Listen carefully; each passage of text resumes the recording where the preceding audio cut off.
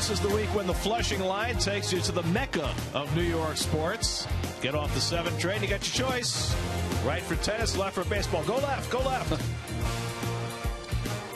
Mets open a weekend series against the Braves. At Citi Field in New York, the New York Mets play the Atlanta Braves. Friday Night Baseball on SNY is presented by Time Warner Cable.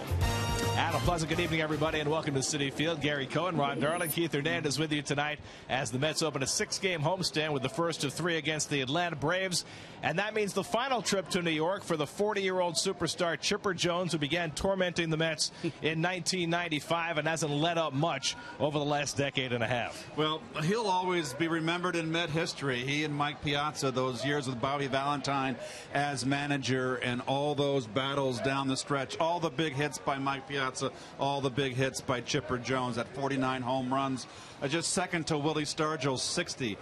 He's just a lifetime 304 hitter, hitting 304 from both sides of the plate, 468 home runs, over 1,600 RBIs, 8-time All-Star. And what more can you say about him? All good things have to come to an end, I guess, and he's had a great ride, his 19th season as an Atlanta Brave, to play your whole career in a same uniform. Just a great Hall of Fame career. And, of course, because of what he's done against the Mets, especially big spots, he's had a special relationship with the New York fans. Well, of course he did. He named his son Shea after Shea Stadium. And even more importantly, I think that, Chipper Jones is one of those rare players that has been a champion on one team his entire career and a third baseman. Oh, I wonder who comes to mind for the Mets. It's going to be interesting how David's career maps out here in New York. On the mound tonight for the Mets is Jonathan Neese, and John has been a model of consistency over the last couple of months. You know what I love about John Neese now? He's going deep into games. He is performing at such a high level, and I think the one thing about John is that he stopped those big innings. Now, he gave up runs in consecutive innings, 3 of them,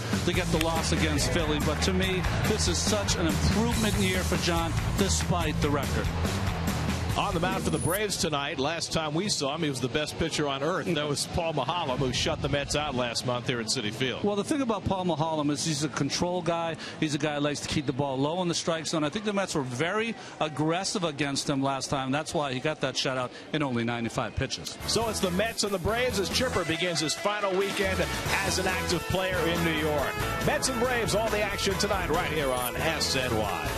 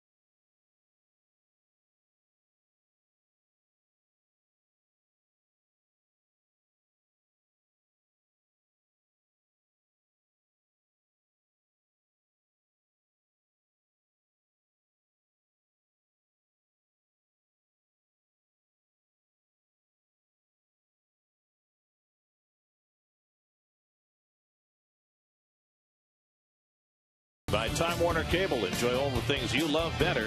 TV, internet, and home phone from Time Warner Cable. By Geico. By Lexus. By AT&T, Rethink Possible. And by New York Community Bank. The Mets' 50th anniversary collector's set is a stunning 10-DVD celebration of Mets history, World Series films, season highlights, and celebrated games. Order your 10-DVD anniversary gift set at Mets.com. Here's your Modell's Mets upcoming schedule. You can listen to every Mets game on Sports Radio 66 WFAN. Fox has the reins tomorrow afternoon. We're back with you on Sunday for the final game of the series. And then the Nats come to town. Wednesday will be Steven Strasburg's last start of the year. It'll be Matt Harvey's second to last start of the year as the two young pitchers go head to head. John Neese getting ready for his start, his 27th of the year. Mets will try and have some better luck against Paul Maholm than they did last time around. Mets and Braves first pitch coming up from Citi Field.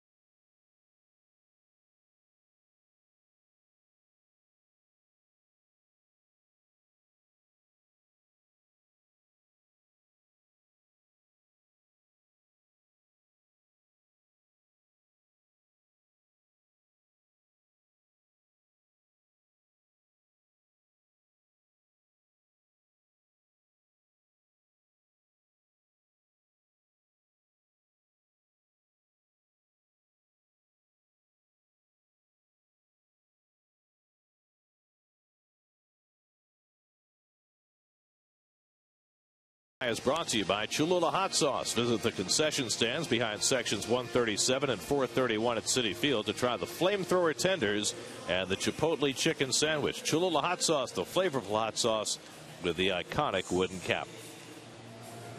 Here's your Hyundai starting lineup for the Braves tonight. Chipper Jones in there, looking for his 50th career home run against the Mets in his final weekend in New York. The Braves have won their last two games by 1-0 scores, but their offense has really struggled over the last 3 weeks as they try and hang on to the #1 wild card spot.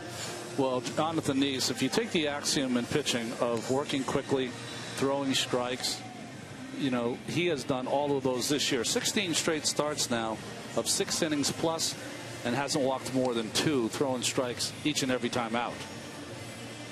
And we'll take a look at the Lexus Metropolitan defense and Daniel Murphy.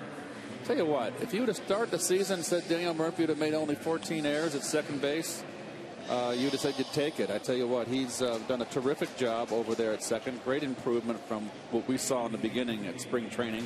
Bay with the left-hander gets another start out in left. Torres has now been playing pretty much every day in center field. Michael Bourne leads things off for the Braves, who start the night 7.5 games behind Washington in the National League East and 3.5 games up on the competition in the wild card. And the first pitch of the night from John Neese is out of the strike zone for ball one. Bourne hitting at .283, but since the 17th of July, just .228 as he takes a strike, and it's 1-1.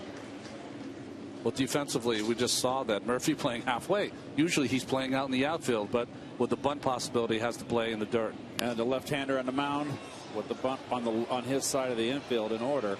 Good call. And also Torres, who likes to play very shallow in center field. And of course, is shallow. And of course, the other piece with Bourne is if you play on the outfield grass and he hits a routine ground ball, he's going to beat it out. Yeah. So Bourne, fourth in the National League in base hits with 158, leading the league in steals, trying to do that for the fourth straight year. 1-2 from Neese, and a late swing foul, 1-2. Reed Johnson to follow, and then Chipper Jones for the Braves to begin the night 18 games over 500.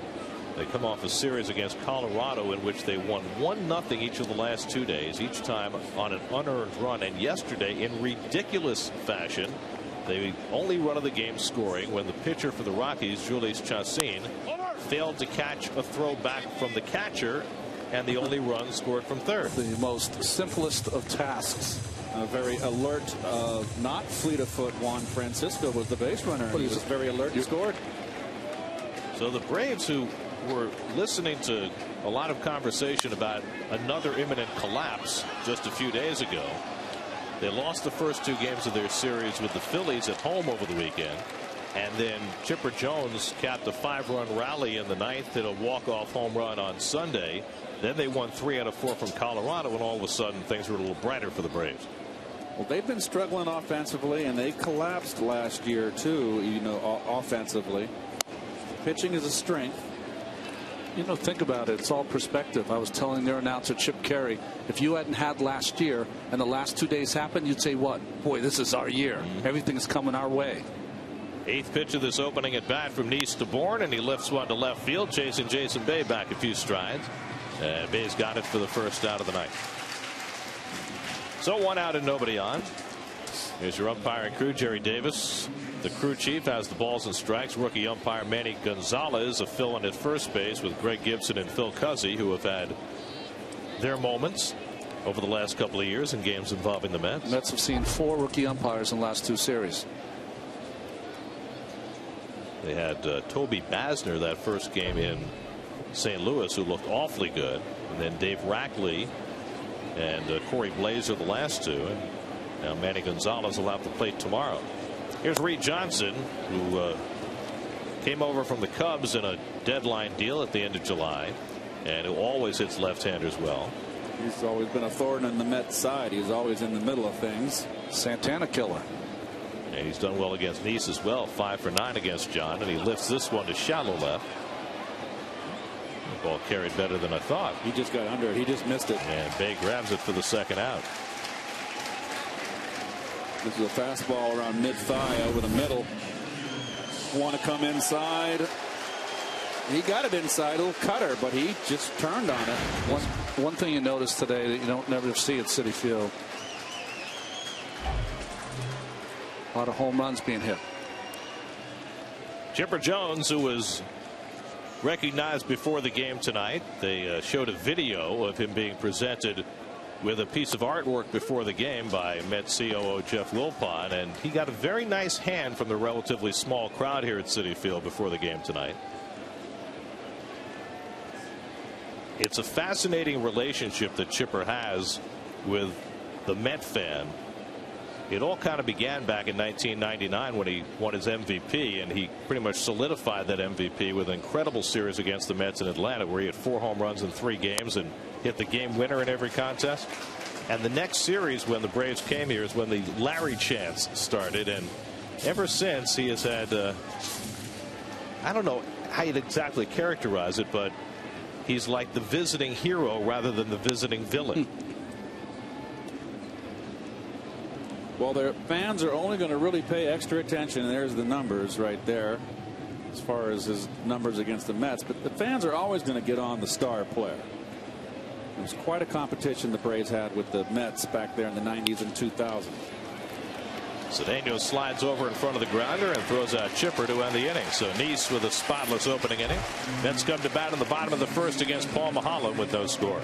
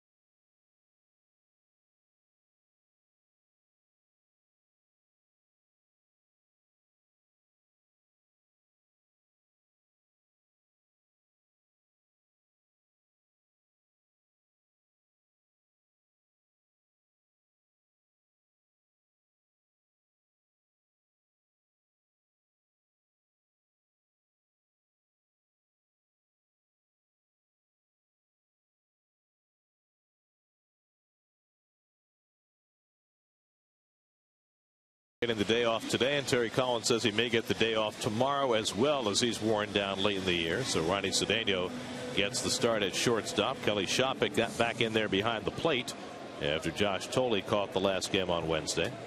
Well, 7th start for Paul Maholm with the Atlanta Braves, and he's 5-1 against the NL East this year. Cedeno leads off and takes a strike. Maholm would have been the losing pitcher Sunday had the Braves not bailed him out. He lasted just 2 innings against the Phillies and gave up 7 runs. And Cedeno takes inside. Ronnie hitting .321 against lefties this year and gets the leadoff spot tonight with Murphy and Wright to follow. And the Mets have had their issues against left-handers this year, only 19-30 on the season.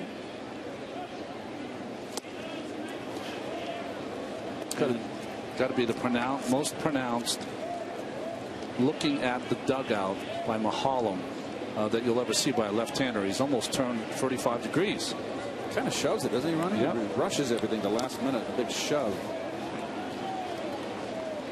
Well, the Braves, who struggled with their pitching the first half of the year, have the best team ERA since the All-Star break. The addition of Maholm has helped. The emergence of Chris Medlin, who has just been out of this world and pitches tomorrow's game, has certainly helped Roger McDowell's crew as well. And Cedeno takes just inside in a full count. Jerry Davis traditionally has one of the smaller strike zones among major league umpires. He's one of the few that going into game, I'd say contact, baby. Just let him hit it. Keep it down. Hopefully get some ground balls. 3-2 for Maholm, and Cedeno just got a piece of that to stay alive. We'll take a look at the Coors Light Bravo defense. Chipper Jones, of course, all those games against the Mets. That's what happens when you're in division. 19 years in the big leagues. Reed Johnson only his 9th start out in left. Prado's the big guy right there. Only his 5th start at shortstop. And Cedeno's on with a leadoff walk. So Maholm, who did not walk a single batter in his complete game shutout here at Citi Field 4 weeks ago, walks the first man to face him tonight. And now Daniel Murphy, who really perked up on that last road trip. He's got an 8-game hitting streak going now. Murphy at .289 for the year. It's been a real kind of a unique year for Daniel. You know, a new position, second base. Daniel's been far more streaky this year than he has been in the past.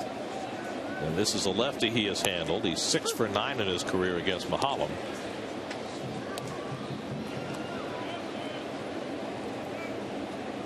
David Wright on deck. Scott Hairston behind him as the Mets try and get off to a fast start in this series, something they have not done recently here at Citi Field. In fact, the Mets have lost the first game of each of their last 7 series at home. The longest such streak since 1991, when they set a franchise record, losing the first game of 11 straight series. You remember 91? Begging them to get me out of here. I remember 91. Yeah? That was my first year in repose. Repose? Roger Repose? I was in retirement. So was I. Here's the slider from Mahalam, and he gets ahead on Murphy, 1-2. It's worse if you're retired and you're still in uniform. That's what let me tell you. You weren't retired, you were being retired. I was. Put out the pasture. Well, at least you were here, not in Cleveland.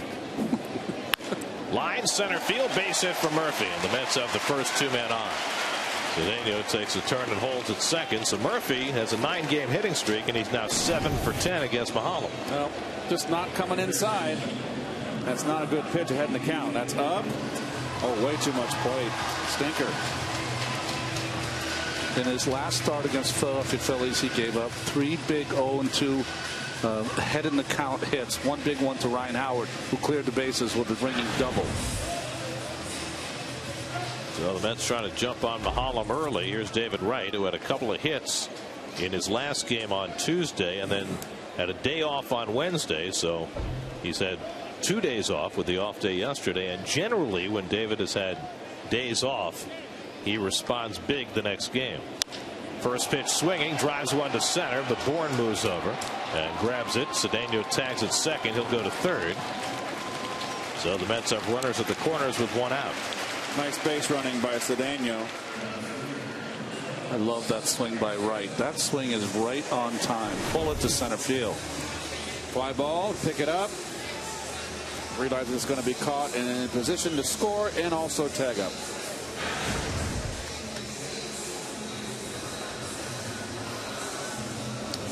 So now Scott Hairston will try and get the run home. This is the Mets' 138th game of the year. Hairston is starting his 68th, just fewer than half, which when the year began, I don't think that was in the game plan for the Mets. But Hairston has played so well, and particularly hit lefties so well, he has earned more playing time. Oh, an appeal play, Gary. Well, we've seen that recently, haven't we? This one not successful. Cedeno not deemed to have left early. Greg Gibson, the second base umpire, with the call. Because Freddie Gonzalez was watching Mike Matheny's move from the other day. Who was the guy in the batting cage this time? It wasn't Beltran. No. McCann. Maybe. And the curveball sits outside. Hairston want to know. Scott just 6 for 15 this year, getting a runner in from third with less than 2 out. He's got the 9 home runs against lefties, but it's been more than 2 months since he hit a home run off a lefty back on July the 5th against Cole Hamels. Hit hard and caught out of the air by Prado. The throw back to first not in time. If he had released it sooner, he might have been able to double off Murphy. Prado getting a rare start at shortstop for him. Well, the third baseman Chipper was too far off the bat. He looks to third first, but Chipper's nowhere there to get the double up. So that was the little bit of hesitation right there that enabled Murphy to get back. You know what's interesting about Prado? He played against the Mets because Andrelton Simmons had gotten hurt the day before. Then Jack Wilson hurt himself, and they had to move Prado to shortstop for that game. This is only the 5th start he's made at shortstop this year and the 6th of his career. They're talking about activating Andrelton Simmons this weekend, but that's not official yet. He's coming back from a finger injury. As Ike Davis takes a breaking ball for a strike. Well, Ike's learned to keep his yap shut. That ball I thought was outside, and it just doesn't do you any good, you know. If the word gets around that you're a griper, you're not going to get those close calls. And boy, what a second half Ike has had. And the 3-run homer in support of Dickey in St. Louis Wednesday afternoon. And you saw the graphic there, 8 home runs with 2 or more men on base. That's the most for a Met since 1996 when Todd Hundley had 9 home runs with 2 or more on. Hundley hit 41 that year. I'll tell you what, with the 26 home runs and 77 RBIs, he's only 2 behind David for the team lead. Off the end of the bat to second base. And Utley makes the play on Davis, and Mahalam is able to work out a first inning trouble. No score after 1.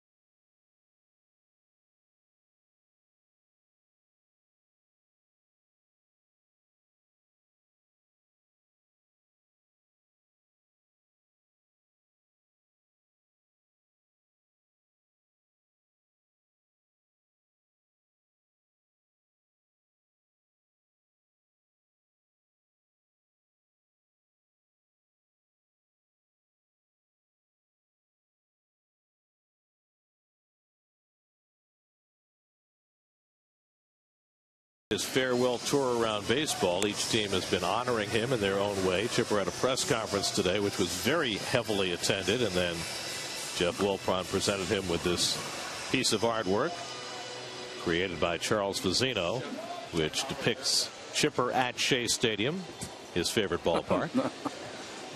Chipper was talking about his son Shea, who's now 8 years old. He said his room is completely done in orange and blue. He's got 2 seats from Shea Stadium, which are bolted to the floor in his closet, where he gets dressed every day. Really? And his son completely understands the impact that Shea Stadium had on his dad. Wow. Freddie Freeman fouls one back. And the other way around, too. Well, of course. It's so interesting because Chipper is a small town kid, self-described, from a town of 600 in Florida. And he said the first 10 years that he came to New York, all he did was stay in his hotel room, take the bus to the ballpark, go back after the game, and stay in his hotel room. And it's only been the last 5 or 6 years, he said, that he's been, getting out amongst the people in New York. And he did a great impression of what he hears on the streets. He even dropped a "Yo, Chipper." That's right. So he's got a great sense of humor. He's been a tremendous credit to the game. And as much as Freeman hits one out to right field, and Hairston has it lined up, and that's the first out. As much as Met fans grew to be annoyed with Chipper because of the way he played against them, he was never the villain that John Rocker was. Rocker was the guy who the Met fan hated. Chipper was the guy that they liked to tease, but they had more of a positive relationship with. There's love and hate. This is more like and appreciate. Well, I mean, Chipper was asked, if you were a Met fan, how would you feel about you? And he said, well, I would respect the body of work, but I would hate my guts. That's good. Here's Martin Prado with 1 out and nobody on, and he takes inside for ball 1. He's a Mickey Mantle guy, too, just like you, Keith. Yes. 2 switch hitters, power hitting switch hitters. Chipper number 3 in the all-time home run list for switch hitters. Certainly too young, but he must have had some great stories from his pops about the great number 7. His father was a huge Mickey Mantle fan.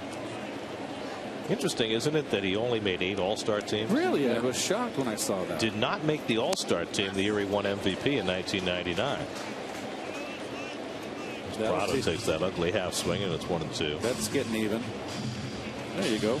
Switch hitters, home runs. Only 2 have hit more than Chipper. They make you wonder how many would Mickey have hit if he hadn't had that injury, the injury-prone career of his. Who would have been the third baseman? Rowland in a lot of those All-Star games? I'm trying to think. Well, who's the backup, too? Right center field, closing fast as Torres, and he makes the running grab and then loses his footing. And let's hope he's okay. He might have been shaken up as he awkwardly stumbled there. Oh, your little knee bruise here. Well, you're just talking about Mickey Mantle. It was a similar catch that he caught a drain. Right. Well, he was going down and looking to roll over, it looked like, but he caught his knee and ouch. Very, very odd stumble there. Of course, you remember opening day, Torres re-injured his calf running after a fly ball. Against the Braves also. Oh, that he really hit that pretty hard. Replace your divot, of course. That's right. Hairston helping out his teammate. Someone may have to putt on that. That is later. A serious divot there, by the way. Ray Ramirez, the trainer, out to see if Torres is going to be able to continue. It was strange how he went down, almost like his knee gave way or something. Very nice. Mr. Hairston, look at him. He's a golfer. Or a caddy. One or the other. It's funny. The one on the other leg. Yeah, like that gave way and that made him fall on his right knee. There he's going.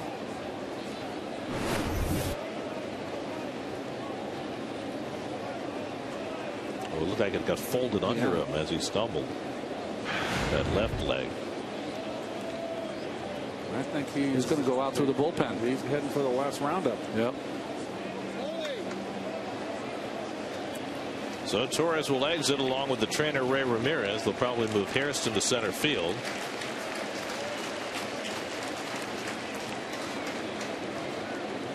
And so Torres, not for the first time this year, has to exit a game against the Braves. Terry, here we're going to see it once more. Terry Collins has got to hustle back in from right field and say who the heck's going to go out there and replace. John's happy with the catch, but he saw the enormity of that. Here comes Valdespin. Valdespin's going to go to center, so they'll keep Hairston in right.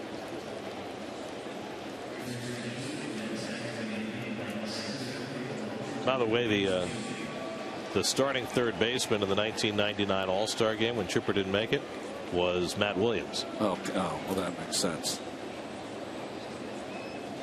Matt Williams, who in 1994, before the players were locked out, was on his way to incredible year. 43 home runs on August the 13th when the season was shut down.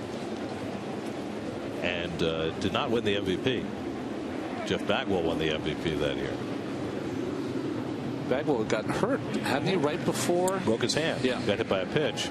And never would have won the MVP had there not been a strike. So now we're ready to resume with 2 out and nobody on in the second. Torres leaving because of injury. Valdespin takes over in center field, and Jason Hayward will be the batter. Hayward, 24 home runs, 69 driven in. It's a nice bounce back season. And he takes a fastball for a strike from Neese. Tonight in Washington, Steven Strasburg is making his last home start of the year against the Marlins. He gave up 2 runs in the first inning. Here's the good curveball by Neese, and it's 0-2. But the Nats got 2 back. Ryan Zimmerman with a home run, and they're even going to the second. I tell you what, I was kind of waiting for that young Nat team to kind of maybe just feel a little bit of that pressure and have a little setback, and they keep winning. And fighting last night. Hit the other way, and Hayward has the Braves' first hit. Bate comes over to cut it off. Hayward takes a wide turn and slams on the brakes and settles for a 2-out single. It doesn't hurt having the Cubbies in town for 4 days either. Well, there's some patsies in the NL. Wow, that's good hitting. Now, what happened yesterday? The Cubs were losing, and the Nats were swinging 3-0. And it's not that the Cubs were losing; it's that the Nationals were killing them for 3 games. As Rizzo gets in the middle of Mike Gonzalez, a relief pitcher. I don't know why he's out there, but what had happened is one of the National hitters swung on a 3-0 pitch, Jason Worth. It was 7-2 in the 5th inning, and Jamie Quirk for the Cubs just lost it and started screaming. Bench coach screaming over, bench coach screaming at Davey, screaming or whatever, and Davey addressed it afterwards. Said just frustration on the Cubs' part, on the Cubs coaching staff. They lost it, and that's how it goes. He didn't call anybody a wuss, did he? No. Not this time. That's saved for Joe Madden. But it's interesting that the Nats under Davey have not only won, but they've shown some fight and some of that spunk that you guys showed under Davey a long time ago. 2 games in a row, 6 home runs, 12 in 2 days. That'll get you angry. Dan Uggla, whose playing time has diminished lately because he has not hit for half a season now, falls behind on the count 1-2. Boy, last year his year started out slow. This year he got off hot and quick. It's been a reverse year for him. A terrible second half. All that money they paid him, and boy, oh boy, he's only got 17 home runs. Last 77 games, Uggla's hitting 151 with 7 homers and 29 RBIs. That's nearly half a season. 1-2 from Neese. Hit sharply, but right at Cedeno, and he goes the short way to get the force on Hayward to end the inning. Torres leaves because of injury. Scoreless game in the second.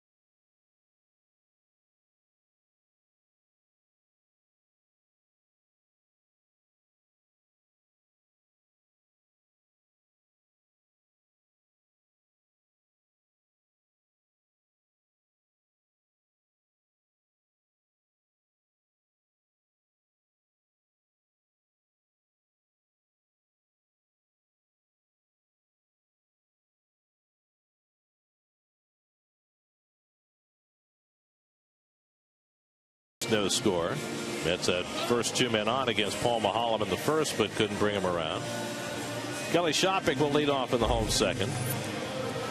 Kelly's played a dozen games for the Mets, getting .278, 3 homers and 9 RBIs as a Met. There you see his overall numbers, and getting more and more of the playing time behind the plate.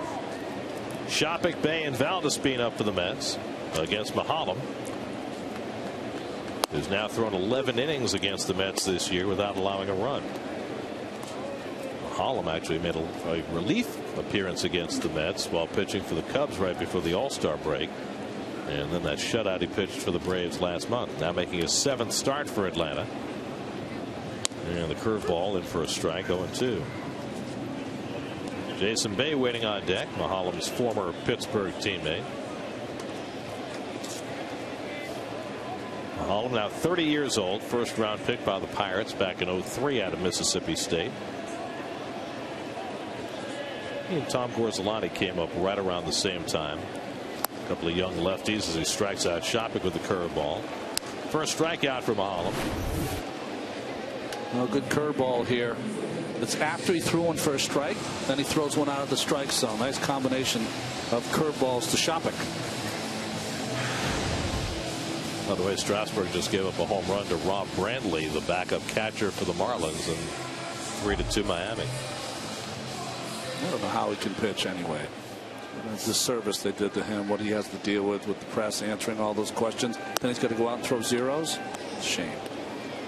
Had himself a pretty fine year. Yeah, great year.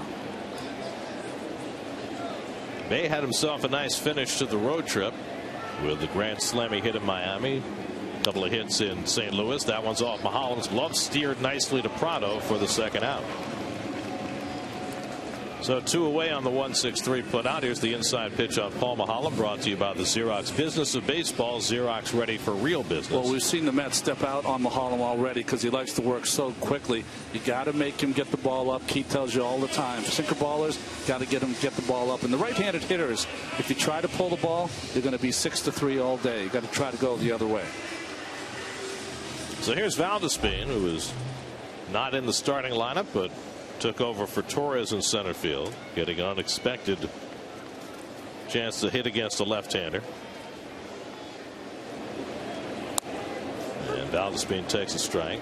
Giordani just came back as a September call-up, and this is his first plate appearance since his recall. He was announced as a pinch hitter on Wednesday, but never got to the plate. Valdespin hitting at .241 for the year. Takes a fastball inside, 1-1. Always beware of those guys that have to replace an injured player early in the game.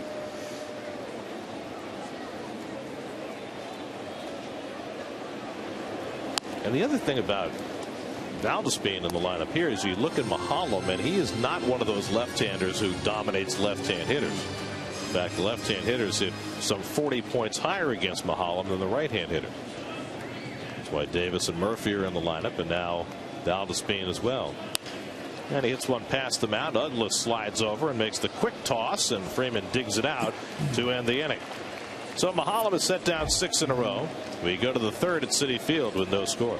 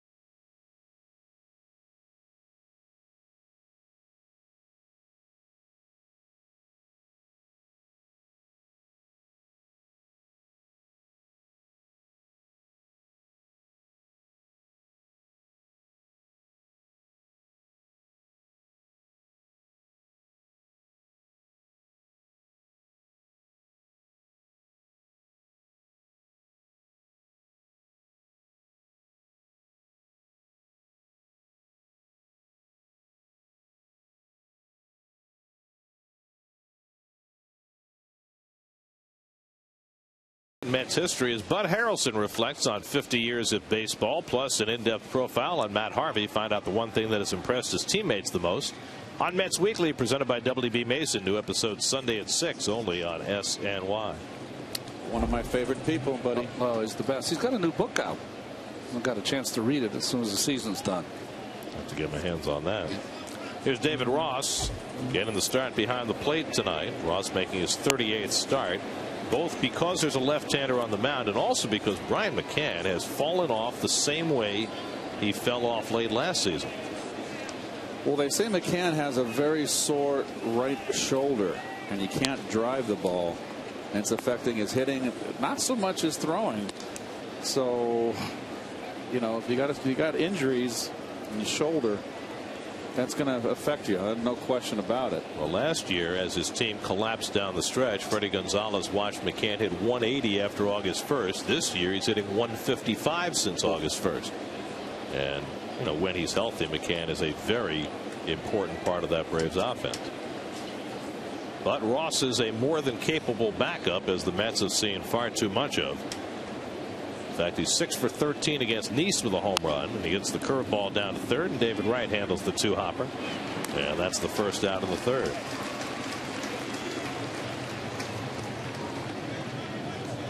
So Ross retired one away. Now Mahalam, a notoriously poor hitter, just 3 for 52 on the season. That's 0.58, by the way. He's got a home run in his career, though, and I think that's against the Mets here at Citi Field. John Maine, maybe. Well, he has a home run this season. He has 2 in his career. And he takes a fastball somewhere off the plate for ball 1.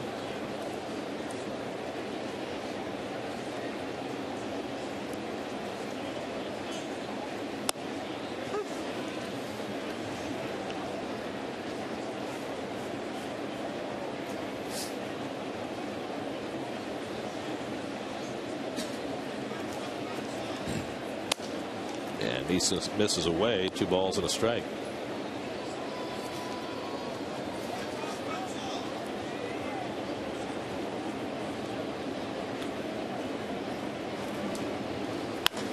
Line center field.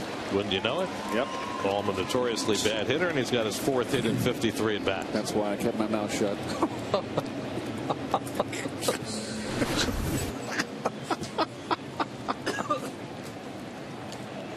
That's good hitting right there. Lefty gets a lefty. Looked pretty good to me. How's your mustache doing, by the way?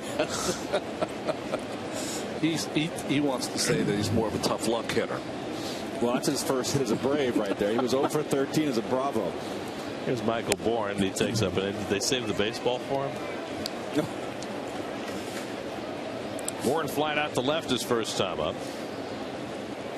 Bourne has scored 88 runs, has 153 hits, he's stolen 38 bases, but he's also struck out 133 times, which is a ton for a leadoff hitter. And the defense is shaded to the opposite field in the outfield. Valdez being very much shaded in the left center field. Right, of course, in at the corners to protect against the bunt. And he's all of a sudden having trouble throwing it anywhere near the plate as Bourne gets dusted. Let's see if he stays in next pitch.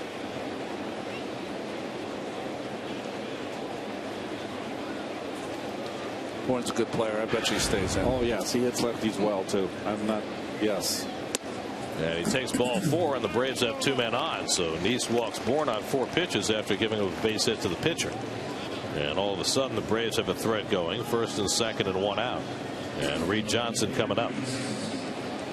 Otherwise, a good call, Ronnie. Mahalam's first home run was against John Maine in 2009. You're getting like Gary.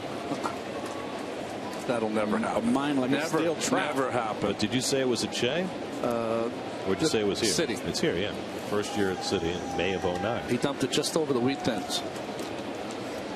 Small, shortest part of the park. In that corner? Yeah. Yeah, that corner. Here's Reed Johnson, who flied out to left his first time up.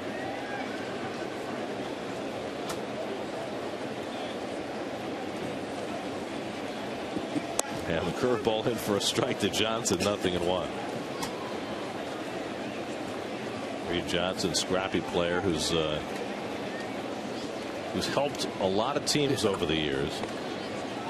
The Blue Jays and the Dodgers and the Cubs, and now trying to help the Braves as a platoon player in left field. I remember when he got released in spring training. I don't know what year it was. We both were talking about, all of us were talking about, he'll be scooped up in about a half hour. That's when he went to Chicago. When Toronto let him go. Yep. Not enough power in that bat to play in Toronto, I guess, huh? They like those power hitters there. He runs through a wall, though. 0-2 from Nice. And he tries to crowd him with a cutter. 1 ball, 2 strikes. John has now made 16 straight starts in which he's gone at least 6 innings. And in every one of those 16 starts, he's walked 2 batters or fewer. An incredible stretch of consistency. Last year he won 11 games. He's won 10 so far this year. And trying to finish the year strong. And the signs are certainly pointing in that direction. Last year, his season ended in August because of injury. But his ERA before he got hurt in August last year was 7.15. This year his ERA in August, 2.61. So John, who is bound and determined to finish this year healthy and strong, is heading in that direction. 92 miles an hour with that straight fastball inside. I see the Marlins, Gary, tacked on another run. That would be Mr. Stanton hitting a bomb against Strasburg. 31 now for Giancarlo. Wow. So it's 4-2 Miami in the 3rd. Well, if he gets knocked out early, does that mean he gets an extra start? Right. 1-2 from Nice. Johnson takes another cutter inside. 2-2.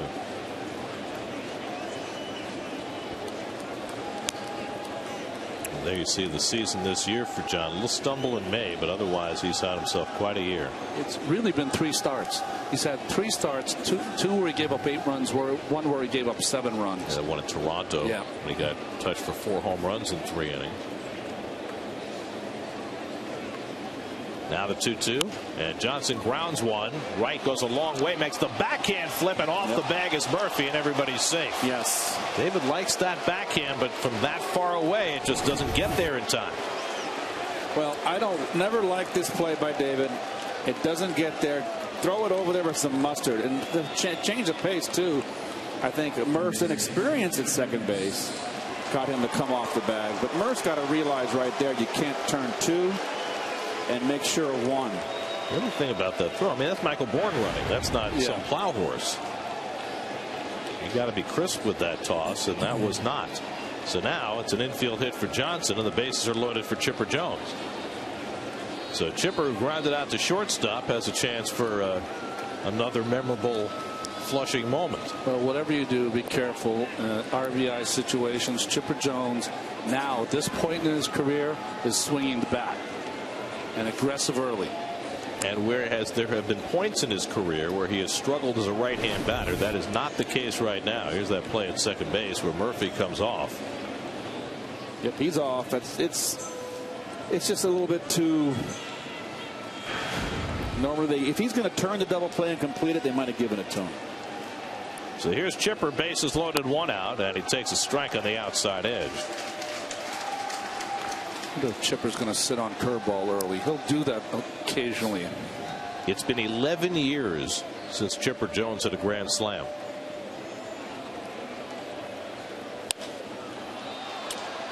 Nope, there was his pitch to hit right there, and he was tardy. Kept it down, though, down and away. I just think of Chipper from the right side, a guy who likes the ball up in the strike zone. This is right down Broadway.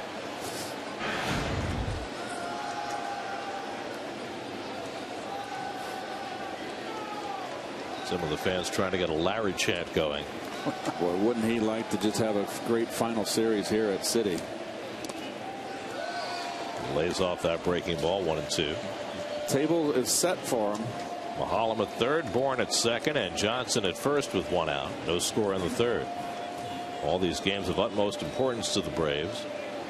Hoping to catch the Nationals, but more importantly trying to hold off the field in the wild card race.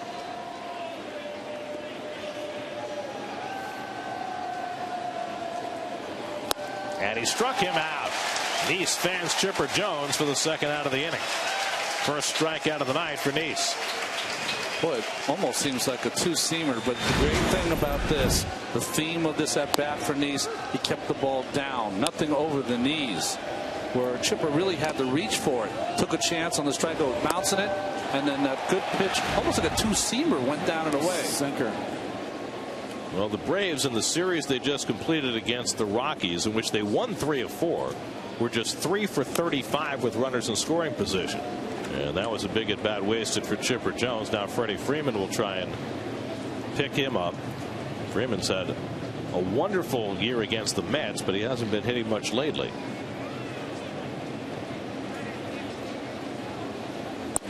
Freeman already has 4 home runs against the Mets this year, 16 runs driven in a dozen games, and he's hitting over 400 against Met pitching. Go ahead, Keith. Well, there's only 234 against the left-handers this year, and the Braves have struggled at 25 and 29 against lefties this year. And that's the lack of Uggla's bat, the right-handed bat to counter. And the curveball rolled out to shortstop. Cedeno will go to first with it, and that retires the side. So Nice works out of a bases-loaded jam against the 3 and 4 hitters. He gets Chipper and Freeman to keep it a scoreless game as we go to the bottom of the 3rd at Citi Field.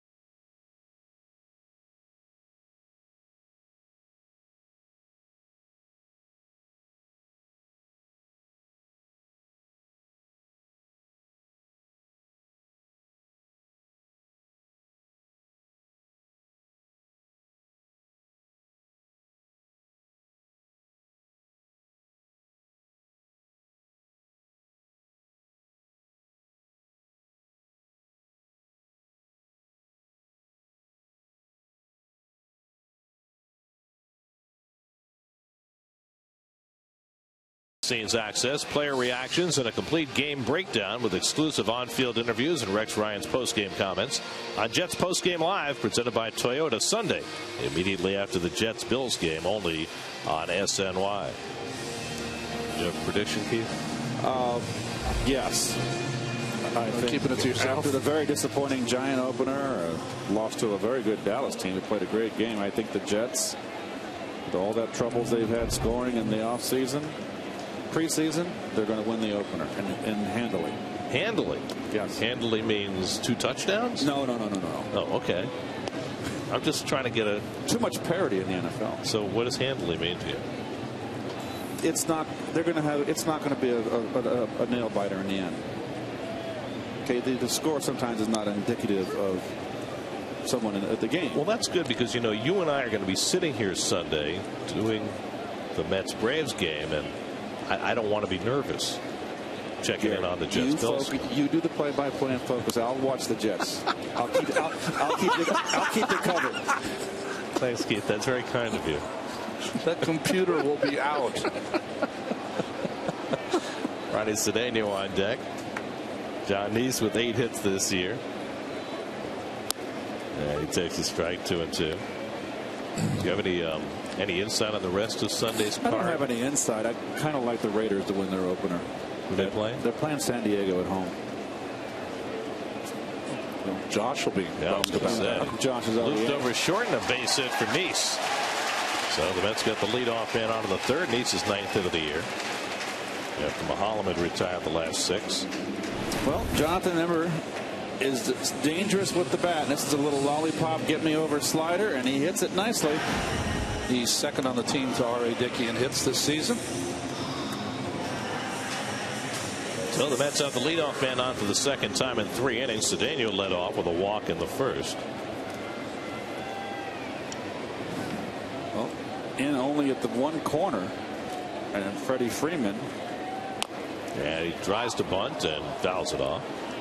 One thing I noticed there, Keith, because you always commented, although he's out of the game now, but Bourne plays a little deeper in center field. He's more of a guy that a little more conservative.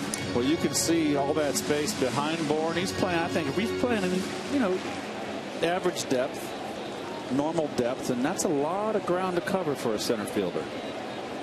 This ballpark, you've got to have a center fielder that can play.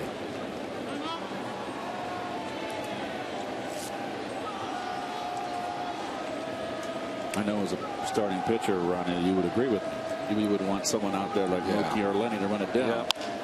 Toward the hole, a base hit for Cedeno. He pulls it at second, and the Mets with back-to-back hits to start the home third. Well, the double play depth up the middle here, and I don't know what the heck. Chipper's guarding the line almost. I don't think it would have mattered. That ball's hitting the hole. Chipper's just not very mobile at this point in his career. And you got Mulholland, who's kind of a little, I'm not saying this in a negative way, he's a jump baller. He throws up a little off here, a little change up there, slow stuff. Here's his fastball to Murphy for a strike. Right-handers more apt to pull him. Jump ballers prefer finesse pitcher, so it's a jump ball. Touch and feel pitcher. For lack of a better word. Murphy singled to center his first time. Now it's a 9-game hitting streak, and he takes it high, 1-1. The Braves pitching staff is working on a string of 21 consecutive scoreless innings going back to Tuesday against Colorado. So that's in jeopardy here with the Mets putting the first 2 men on in the third. They put the first 2 on in the first and didn't score. Slider off the plate, 2-1. Well, Chris Medlin has been front and center lately for the Braves. He'll pitch tomorrow for Atlanta. And Hudson. But Hudson's quietly had a very good year. Boy, I'll say. He's just, know what it is? He's just alpha male. He just gets that ball. You got to beat him. I like him. He won that 1-0 game yesterday against the Rockies. Quietly has a good year every year. Remember, his season got off to a late start this year because he was hurt and he hit the ground running. But remember, early in the year, the Braves were counting on young pitchers like Randall Delgado. They were thinking Julio Teheran was going to be part of the mix. So they've had to alter their sights a little bit. Mulholland coming over in the trade, Medlin being moved into the rotation with great positive impact. 3-2 now to Murphy. And combined with that incredible late inning bullpen that they throw at you, it's been a pretty good combination. Hudson is only getting back to Hudson. He's only 6 shy from 200 wins, Ronnie. What a career. 3-2 with nobody out, and Murphy slugs one down the left field line foul. I don't think we even mentioned that Hudson. You mentioned, Gary, that he got off to a slow start or came a little late, but he also has been fighting bone spurs in his ankle the entire year. Just a gamer.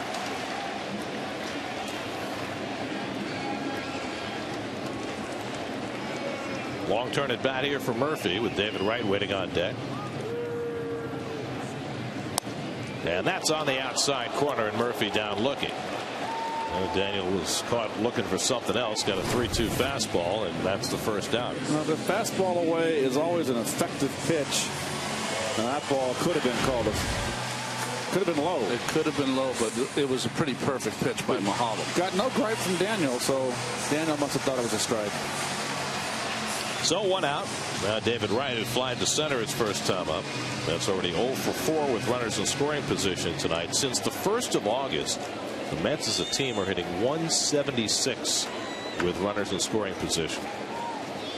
Complete turnaround from the first half of the year when they sustained themselves with high numbers with runners in scoring position, particularly with 2 out.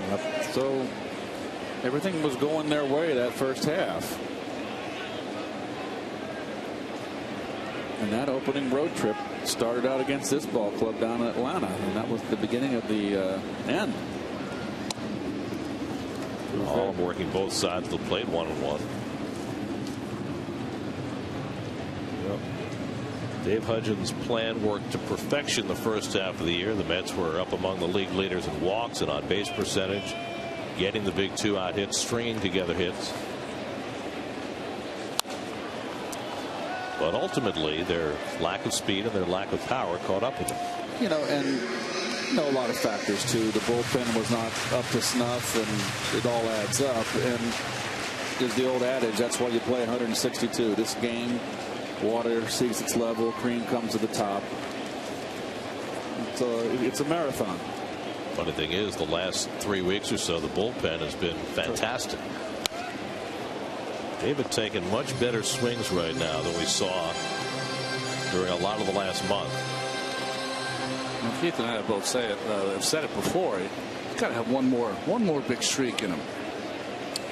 Well, with Ike hitting behind him, and I know Ike's not hitting behind him this game, Hairston is. David needs another big bat. I just think that as it just wears on him, he got so many big hits in that first half of the year. Had a terrific first half. He's having a terrific season. He's fallen off in the second half a little bit. And I just think it wears on him that he's up there and he's the guy that's counted on day in, day out to drive in the big runs. But for so much of this second half, we've seen him revert to that uppercut swing that we saw a lot of the last couple of years. But, you know, the first half of the year, his swing was so pretty to look at. Yes, and he was hitting home runs too, and driving in runs. And the home runs have kind of stopped right now. He's been stuck on 17 for a bit.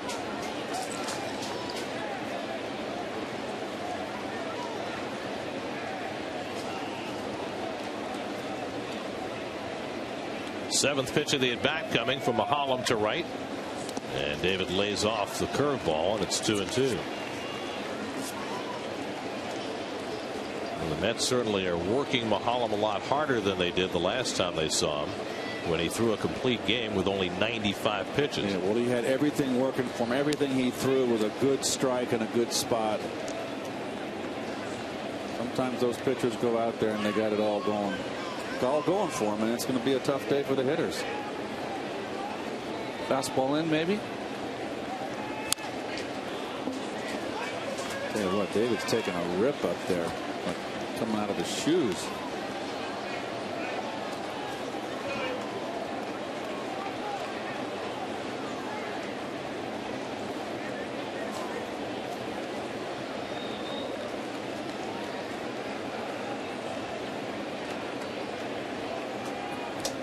Ninth pitch of the at bat, and Wright goes down swinging on the fastball.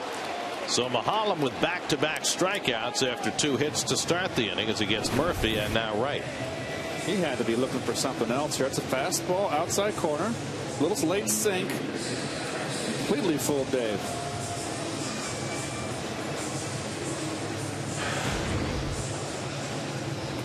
So 2 out and 2 on. It's left to Hairston, who had a bullet to shortstop his first time up. Well, the Mets got the first 2 men on in the first and stranded them. They got the first 2 men on here in the third and trying to avoid doing the same.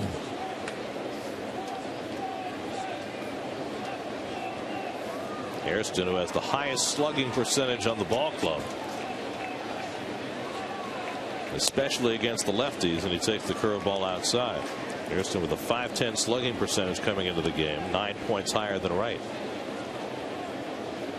Neese at second, Cedeno at first with 2 down. Mahalam up to 50 pitches working in the third. Not his norm. And back-to-back curveballs, and he falls behind 2-0 with Ike Davis on deck.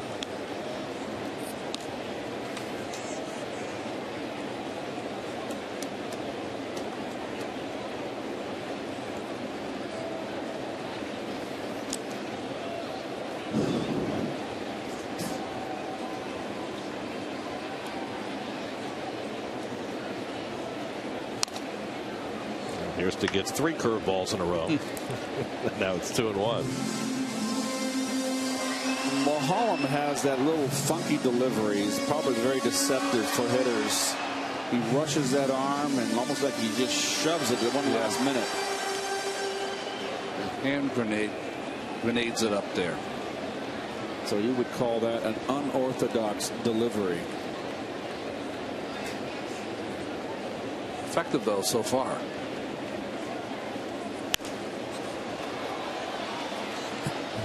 2-2 now to Hairston. What's funny about Mulholland? Pitches around the strike zone, throws a lot of junk early in the count, and then when he throws that straight fastball, it seems to surprise the hitter. He's thrown 27 pitches in this inning. Now 2 on 2 out, 2-2 to Hairston. And he just missed. Full count to Scott. And that'll get the runners in motion. Real close here. Little cutter. Boy, oh boy. So now Neese at second and Cedeno at first will be on the move. 3-2 to Hairston. Fly ball, shallow left center, cutting in is Bourne, and he makes the grab to end the inning. So the Mets, for the second time in 3 innings, get the first 2 men on and leave them stranded. No score after 3.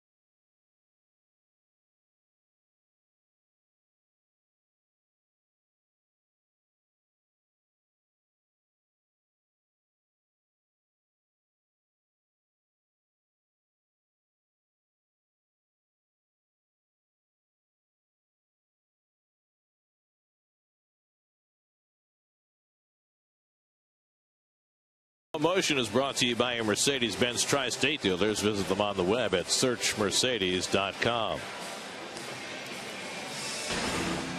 The slow-mo Pope wave from Chipper.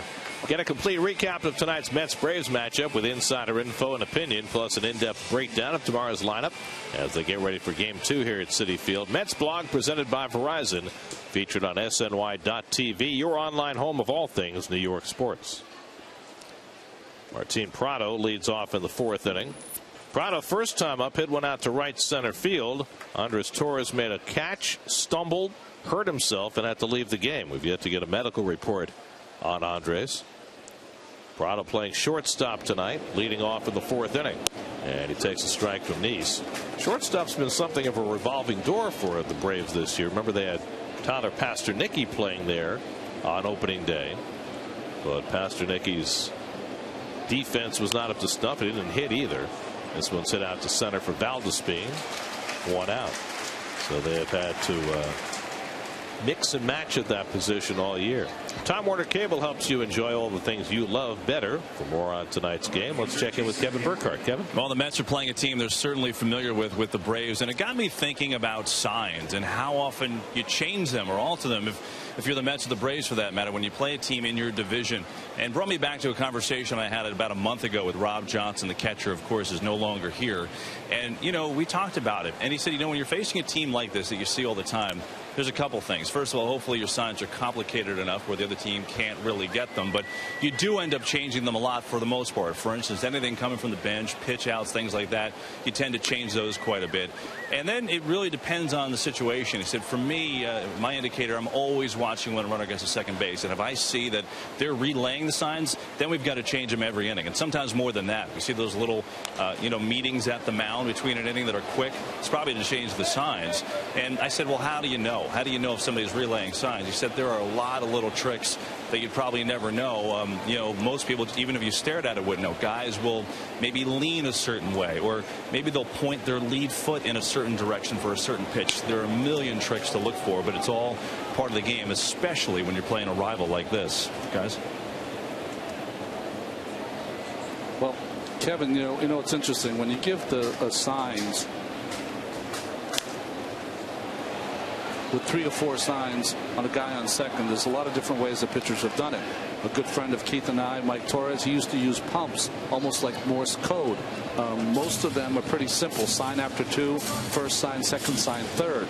By the end of my career, I used to have the sign after the last pitch. So whatever I threw, the last pitch, it would be the sign after that the next time they went in the rotation.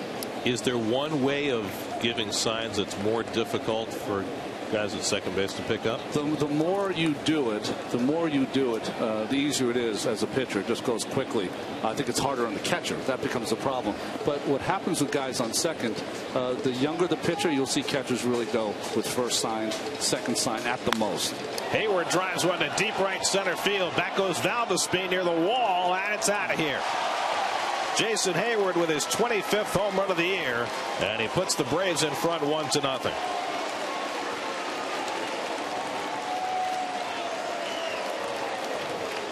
Well, it's been a terrific bounce back year for Hayward after a disappointing sophomore season. 25 home runs. That's his 70th run batted in. This is a bomb. Wanted away. Once it's a cutter, Ronnie, and it just belt high, stayed flat, didn't get out. Right down, and we watched the full extension of the arms, right in the wheelhouse.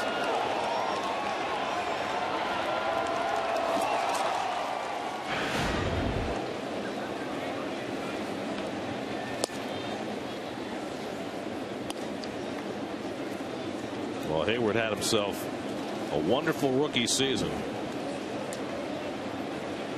18 homers, 72 RBIs, hit .277. Took a big step backward last year with some shoulder problems mitigating his year, but boy, what a comeback this year.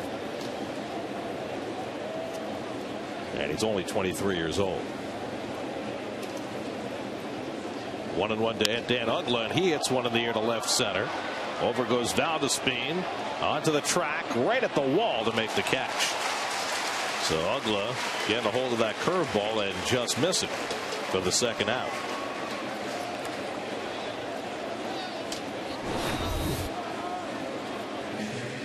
Bay looks to Valdespin. Valdespin called him off.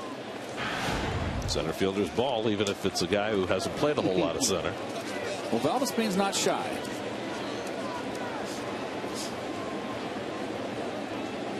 So 2 out now, David Ross, who grounded out to third his first time up. The home run, by the way, the 21st allowed by John Neese this year. If there's been anything that has been an issue for Neese at times, it has been the home run ball.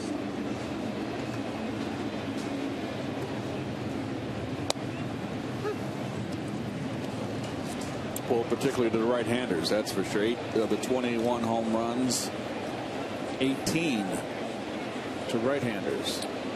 This time giving up the home run to the lefty. Part of the thing that happens when he goes 16 straight starts, walk 2 or less, that means you're throwing a lot of strikes. If you're in the strike zone a lot, you're going to give up some home runs.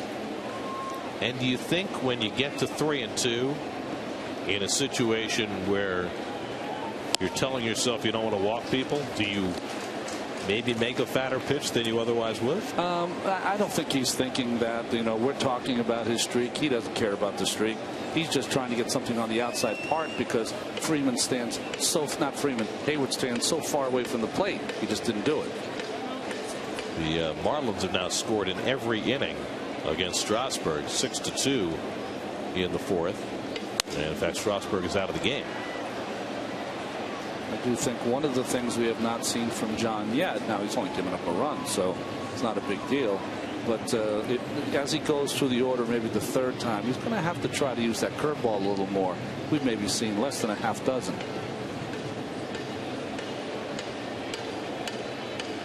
Two to Ross, and he bounced the curveball foul. Okay, so Strasburg went 3 innings, allowed 5 runs, 6 hits, 67 pitches. He's out. Wednesday against the Mets here is supposed to be his last start. If it's all about the innings limit, does he now get an extra start? No. His last start is going to be on the 12th. That'll be it. They'll have a coronation. They were turned down by Mayor Bloomberg of having down Broadway heroes, and that'll be the end of his season. And no trans fats with the coronation meal.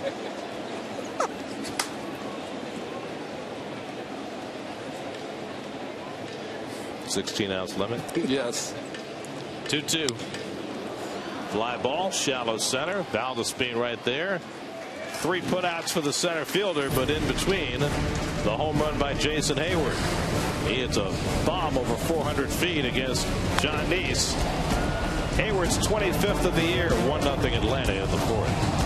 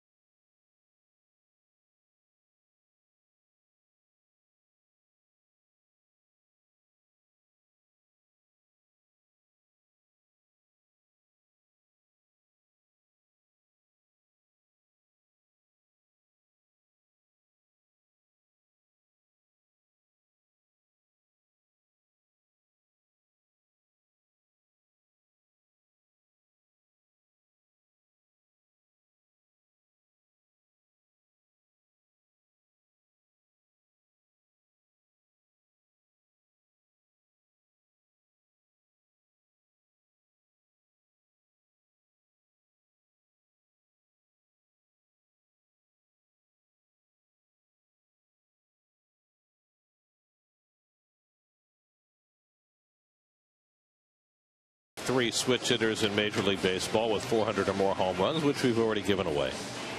Yes. Oh, that's what we do. We showed a graphic earlier in the game. Wasn't even us. The truck showed a graphic. That's what we do. All right, we're making it. We're making it a little easier. It's like, remember the old game show Concentration? Concentration, exactly. Yeah. Okay, I got you. So we showed the tile, we turned it back over, and now you have to figure out where it is. I always remember the back in front of the car. Absolutely, in Concentration. Who was the host? Who was the host of that game? Hugh Downs first, and then other people after that. Big shift for Ike. Davis pulling off that curveball, and it's 1-1. Ike grounded out to second base his first trip. There's no secret as to how left-handers attack Ike, and that's with a lot of breaking stuff. Davis, Shopik, and Bay for the Mets. Mahalam now with a 1-0 lead. Still has not given up a run to the Mets in 13 innings this year, and skips that one away, 2-1.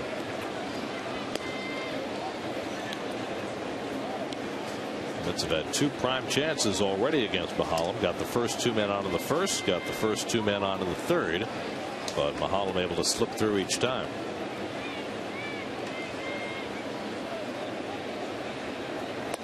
And Ike watches the fastball wide, 3-1.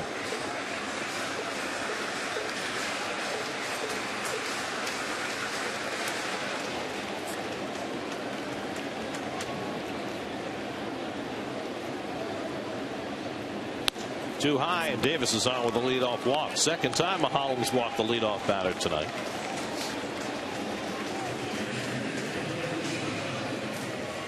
So Kelly Shopik, the batter, with a runner aboard. Shopik struck out his first time up. This is not the same Mahalam as the last start against the Mets, where he was flawless. I agree, Ron. Right? Yep. Vulnerable tonight. The game that Mahalam pitched here on August the 10th was only the 5th time that a visiting pitcher had thrown a shutout here at Citi Field. You remember the others? Ooh. It's not easy. Joel Pinheiro. That's right, 2009, first year of the ballpark. Pinheiro pitched one, and so did Bronson Arroyo for the Reds. Oh. Met killer. He always pitches well against the Mets. There's a harder one on the list, though. Off the fist, Shopik with a weak pop-up, and Chipper Jones will take charge. One away. In 2010, Roy Oswalt pitched a shutout against the Mets, but the other guy, Carl Pavano. Really? Yep, I remember. I don't remember that one. I do. Was it with the Twins, I guess? Twins, yeah. So those were the 4 before Mahalam added his name to the list. Here's Bay, who had ticked one off Mahalam's glove and was thrown out by the shortstop Prado his first time up. 1 out and 1 on. He takes the curveball for a strike. There are your City probables for the remainder of the series. Jeremy Hefner against the raging hot Chris Medlin tomorrow, and then Chris Young against the struggling Tommy Hanson on Sunday. Got the chance to talk with Medlin today, guys. He is a ball of energy. He's a lot of fun, and he brought up a couple of neat points of maybe some things that pointed to his success. He said, you know, August 18th was 2 years removed from Tommy John surgery, and I don't know if it was part mental or what, but it's definitely helped my curveball more. You know, maybe it's part of the belief that I feel like my arm is definitely good, but I feel like my curveball has gotten better. My confidence in it has gotten better. His big pitch, of course, is the changeup, but it was funny, you know, just talking about the success and the run that he's had, and he said, yeah, you know, some people have brought up the name Greg Maddux lately. I feel bad for that guy being mentioned in the same breath as me. Making fun of himself, of course. When you're on a run like this, everyone's coming your way. They want you to talk about it. The best thing to do is let it lie. Guys, I don't know why. I'm very lucky. Things are going my way. Guys are scoring runs. Just do not attempt. Is that tree, when it falls, boy, it falls in a hurry. There's ball 4, and so the second walk of the inning issued by Mahalam. And the Mets have 2 men on for Valdespin. Well, we were there when Medlin blew out his elbow 2 years ago. Sat out last year with Tommy John surgery, and you know, it's certainly worth repeating with Strasburg's imminent shutdown and the way he's been handled by the Nats. The Braves were in the same position with Medlin, knew that they'd have to limit his innings, and in order to do that, they put him in the bullpen to begin the year, and now they've got a fresh starter who's well within his innings limit, able to go down the stretch and pitch into the postseason if the Braves are there. Valdez being grounded out in his only at bat, and takes a strike. However, you haven't got a 14-game winner going down the stretch for you, and you haven't got him in the playoffs. And I mean, that's, boy, oh boy. Well, that's the thing. I mean, if the Nats knew that Strasburg was going to have to be shut down after a certain innings limit, and certainly they trumpeted that all year, That was slashed foul. Unfortunately, everybody's okay. You know, they had options. They had an option to go the way the Braves did and either start Strasburg late or pitch him out of the bullpen early. And they chose not to do that. And now they're an ace short going into the postseason. You know why they don't have options, Gary? Because they were trying to win their division. That's why they don't have options. So early in the year, they got on a roll, and they're like, well, you know what? We're really thinking of pulling him in 5 innings, but boy, he's pitching great. And if we win this, we won 3 in a row, and the next thing you know, we might be 2 games up, and that's why. He's part of the reason that they have this big lead. Oh, I understand that, but if you know you have an asset and you know that that asset has limited shelf life, how do you best manage it? I mean, we talked the other day about Wainwright also coming back from Tommy John surgery, and the Cardinals, maybe because Wainwright's older and because he has more of a history of throwing over 200 innings, they're saying, hey, we're going to keep an eye on him, and if he starts to unravel, we'll take a look at it. He certainly didn't pitch great the other day against the Mets, but he's made it into the second week in September without his arm falling off.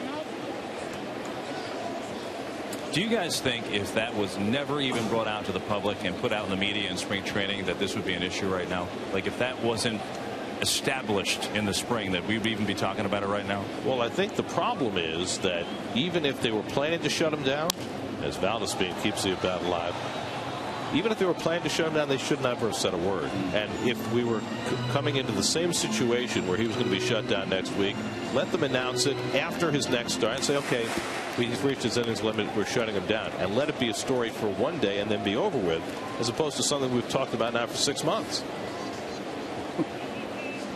It was just a dreadful piece of public relations on the Nats' part, letting this thing become an issue all year.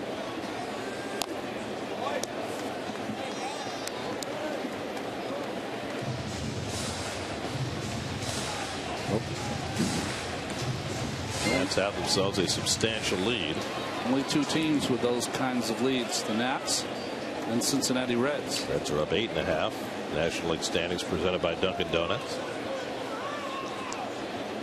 7th pitch of the at bat coming from Mahalam to Valdespin, and the breaking ball hits softly to short. Prado's going to go to second with it and get the force there on Bay, and that's the second out. Well, we haven't seen a lot of Prado at shortstop, but he sure looks like he knows what he's doing there. He looks good at every position. That was not an easy play, especially when you haven't been playing shortstop all season long. Well, the speedy Valdespin to first base and a ball hit slowly. Know your back runner there. Got rid of it quickly. You should be able to get the force out there. So now Neese, who had a base hit his first time up. Nets have already stranded 4 in the first 3 innings. 2 more aboard with 2 out, and Neese takes a slider for a strike. John now has 9 hits, 2 RBIs for the year.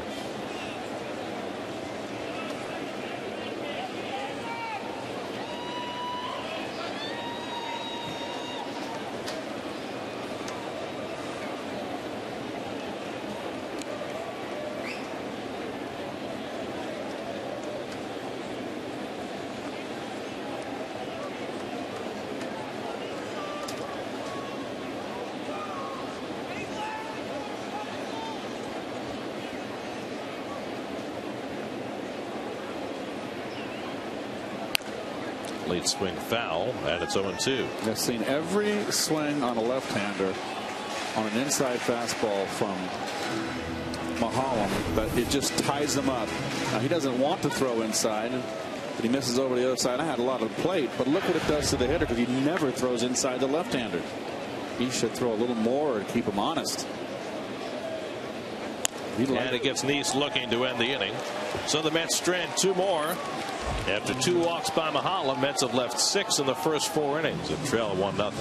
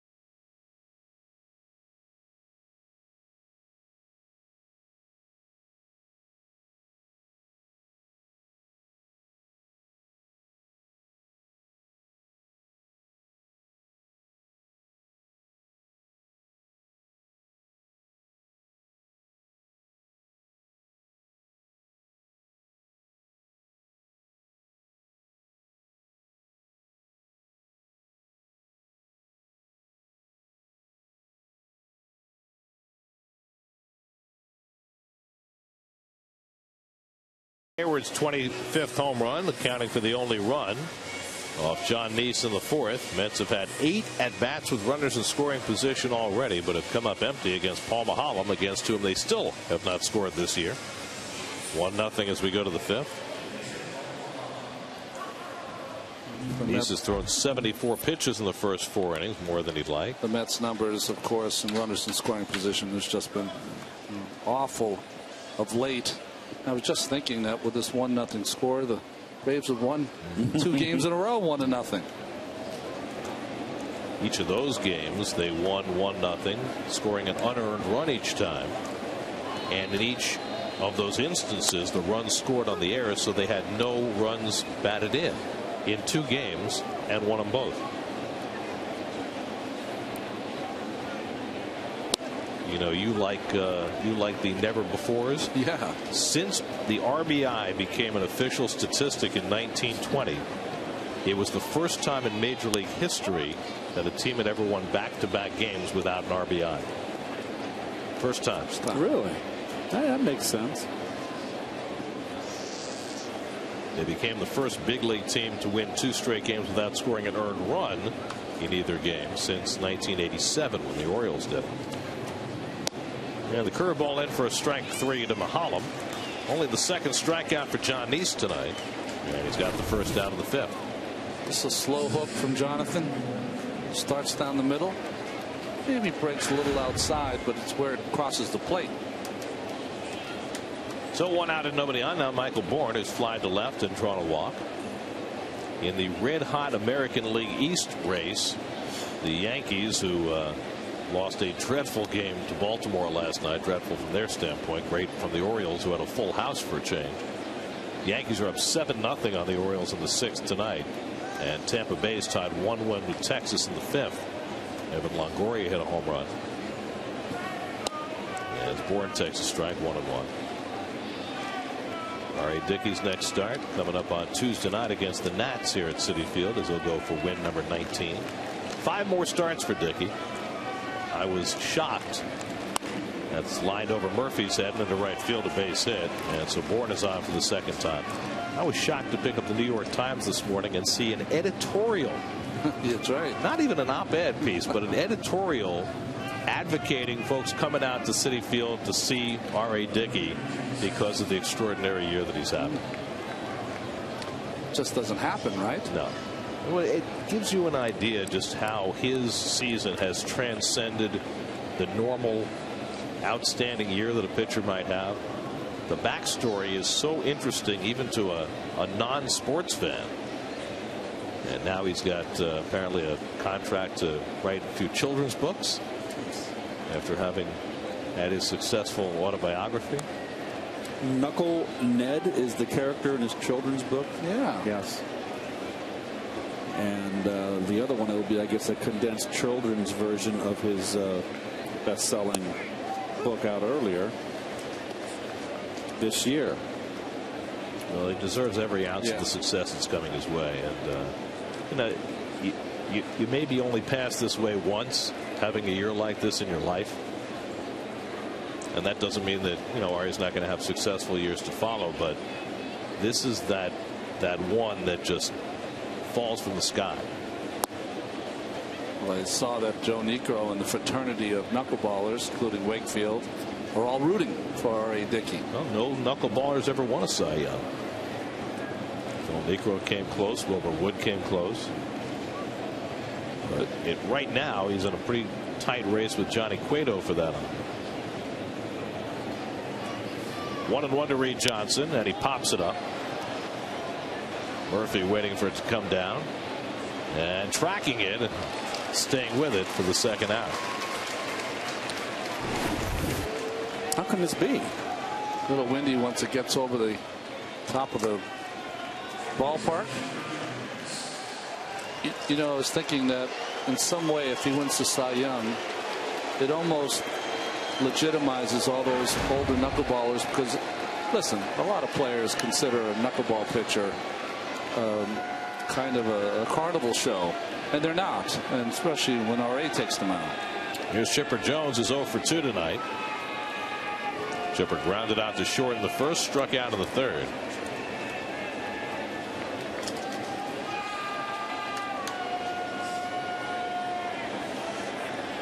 By the way, you'll be happy to know that Chipper had a really good night's sleep last night. Oh, he did? The bed was better this time? Well, the last time the Braves came to New York, Chipper had to sit out with back spasms because he said that the bed at the hotel the Braves were staying at was not up to snuff. Superstar always gets the best room, right? They got the suite. Apparently, he did not the last time, but from his own account of it today, in his words, he said, "I think I got Obama's suite." He said it's the best bed I've ever slept in my life. So they tried to make it up to him.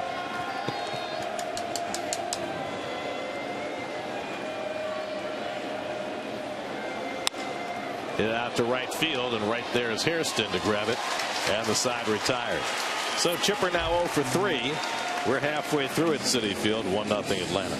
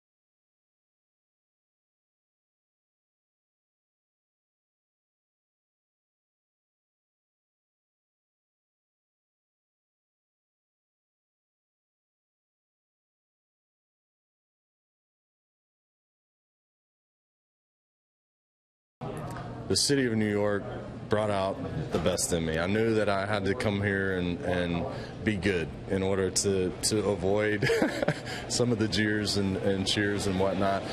I love, Tony Carullo in the clubhouse. I love coming and seeing him. But ultimately, it comes down to what happens between the lines. And I know every time that I come to New York, I'm going to play a good baseball team. And I got a lot of friends on the other side, both here in Flushing and over in the Bronx. And I enjoy getting together with them. I'm gonna miss that camaraderie throughout the years. And by the way, despite the numbers he's put up this year, he's having no second thoughts about retiring at the end of the year.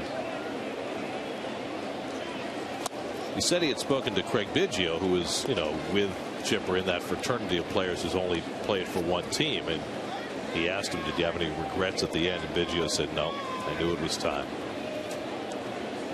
You know what happens, too, when you get older, Gary? And usually when you've been around as long as Chipper is a called third strike to Cedeno, is that your club has a turnover.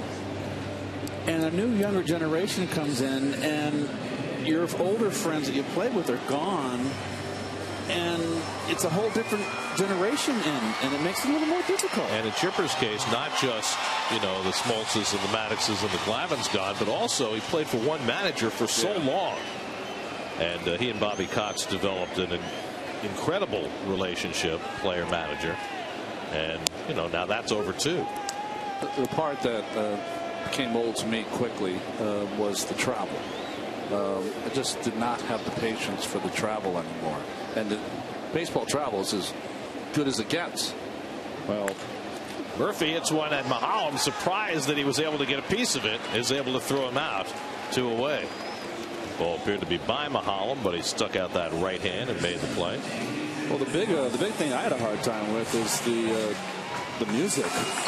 The music. Oh my God! In the clubhouse and in the plane. Oh, terrible! Oh, you're curmudgeon. I'm just an old dinosaur. His right is fly to center and struck out. You didn't like the type of music or the loudness of the music? No, the type of music. It was just a generational thing.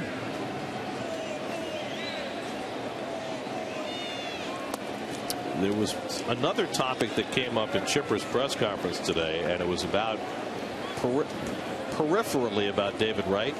He was asked about playing for one team his whole career, and he said, one thing the Braves did for me, they never let me get close to free agency.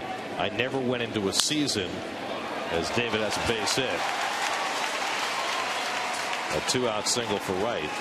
He said the Braves never let me go into a season where the free agent would be impending at the end of the year. They always made sure that I was re-signed before, and he said it's something special when your employers let you know that you're so valuable that they have no intention of letting you go anywhere else.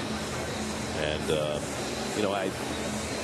he was asked the question in the context of David Wright's contract situation, where he's got an option year next year, would be a free agent after that, and it was clear what he was saying. Yeah. That if you want a player to be a franchise player, a guy who only plays for one team, you can't let it get to that point. Here's Hairston, who's 0 for 2, line to short and flying to center, and David back to the bag.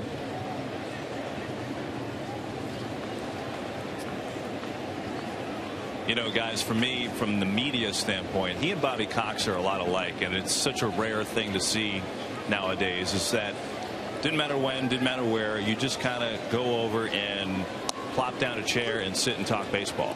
And it's a really refreshing thing. It doesn't always have to be about something that you're reporting on, but basically whoever was in the Braves clubhouse would just kind of pull up, sit down, and talk about the game. And then there might be a point when everyone pulls out their notebooks or their cameras, and then he kind of goes on the record.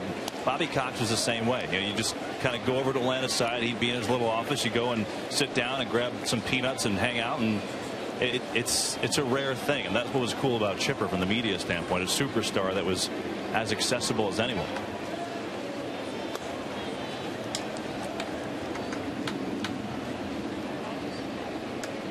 Well, and part of that is the difference between playing in New York and playing in Atlanta. And Chipper even acknowledged that today. He said, look, I would have loved, I've thought about playing in the bigger market. Everybody thinks about what that would be like. He said, but it would be different. He said, I like to speak my mind, and I wouldn't want my name to be in headlines every day about something I said.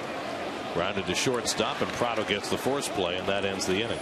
There are horses for courses, and Chipper Jones and Atlanta have been a perfect fit. After 5, 1-0 Atlanta.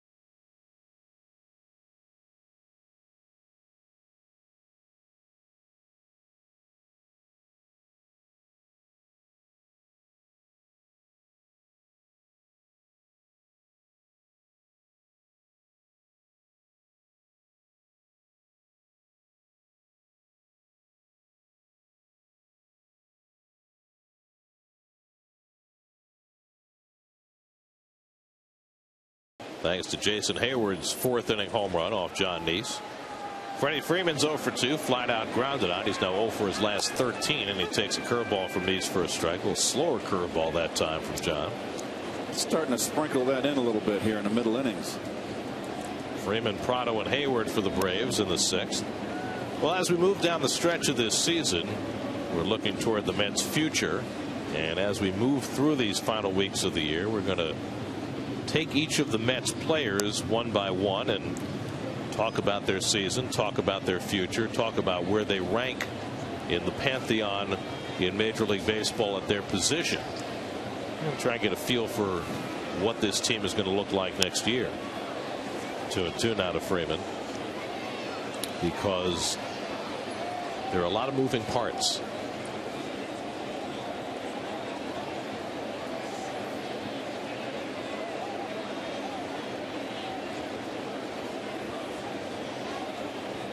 Two from Neese to Freeman, and he fouls back the fastball.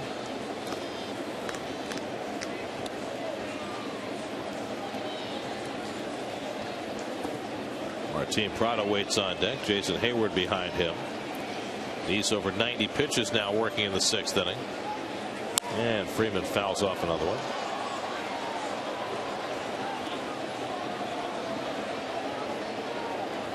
John has allowed 1 run and 5 hits. He's walked 1. He's struck out 2.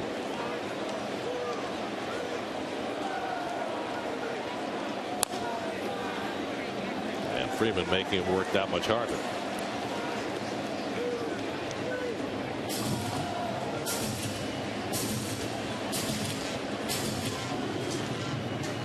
Eighth pitch of the at bat coming from Neese to Freeman.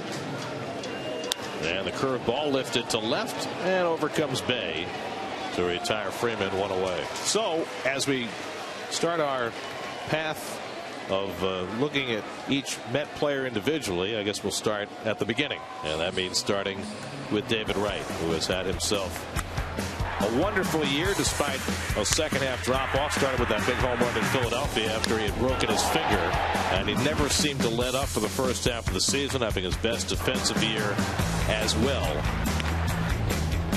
And David has been the clear leader on this team all year long, as Prado takes wide for ball 1.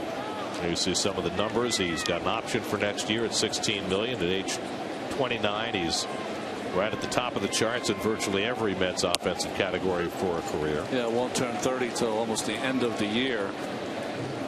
You know, the interesting thing about David is, you know, what you were talking about before that Chipper Jones alluded to, you know, has a chance to be the first. Now, I know Ed Kranepool played many years here,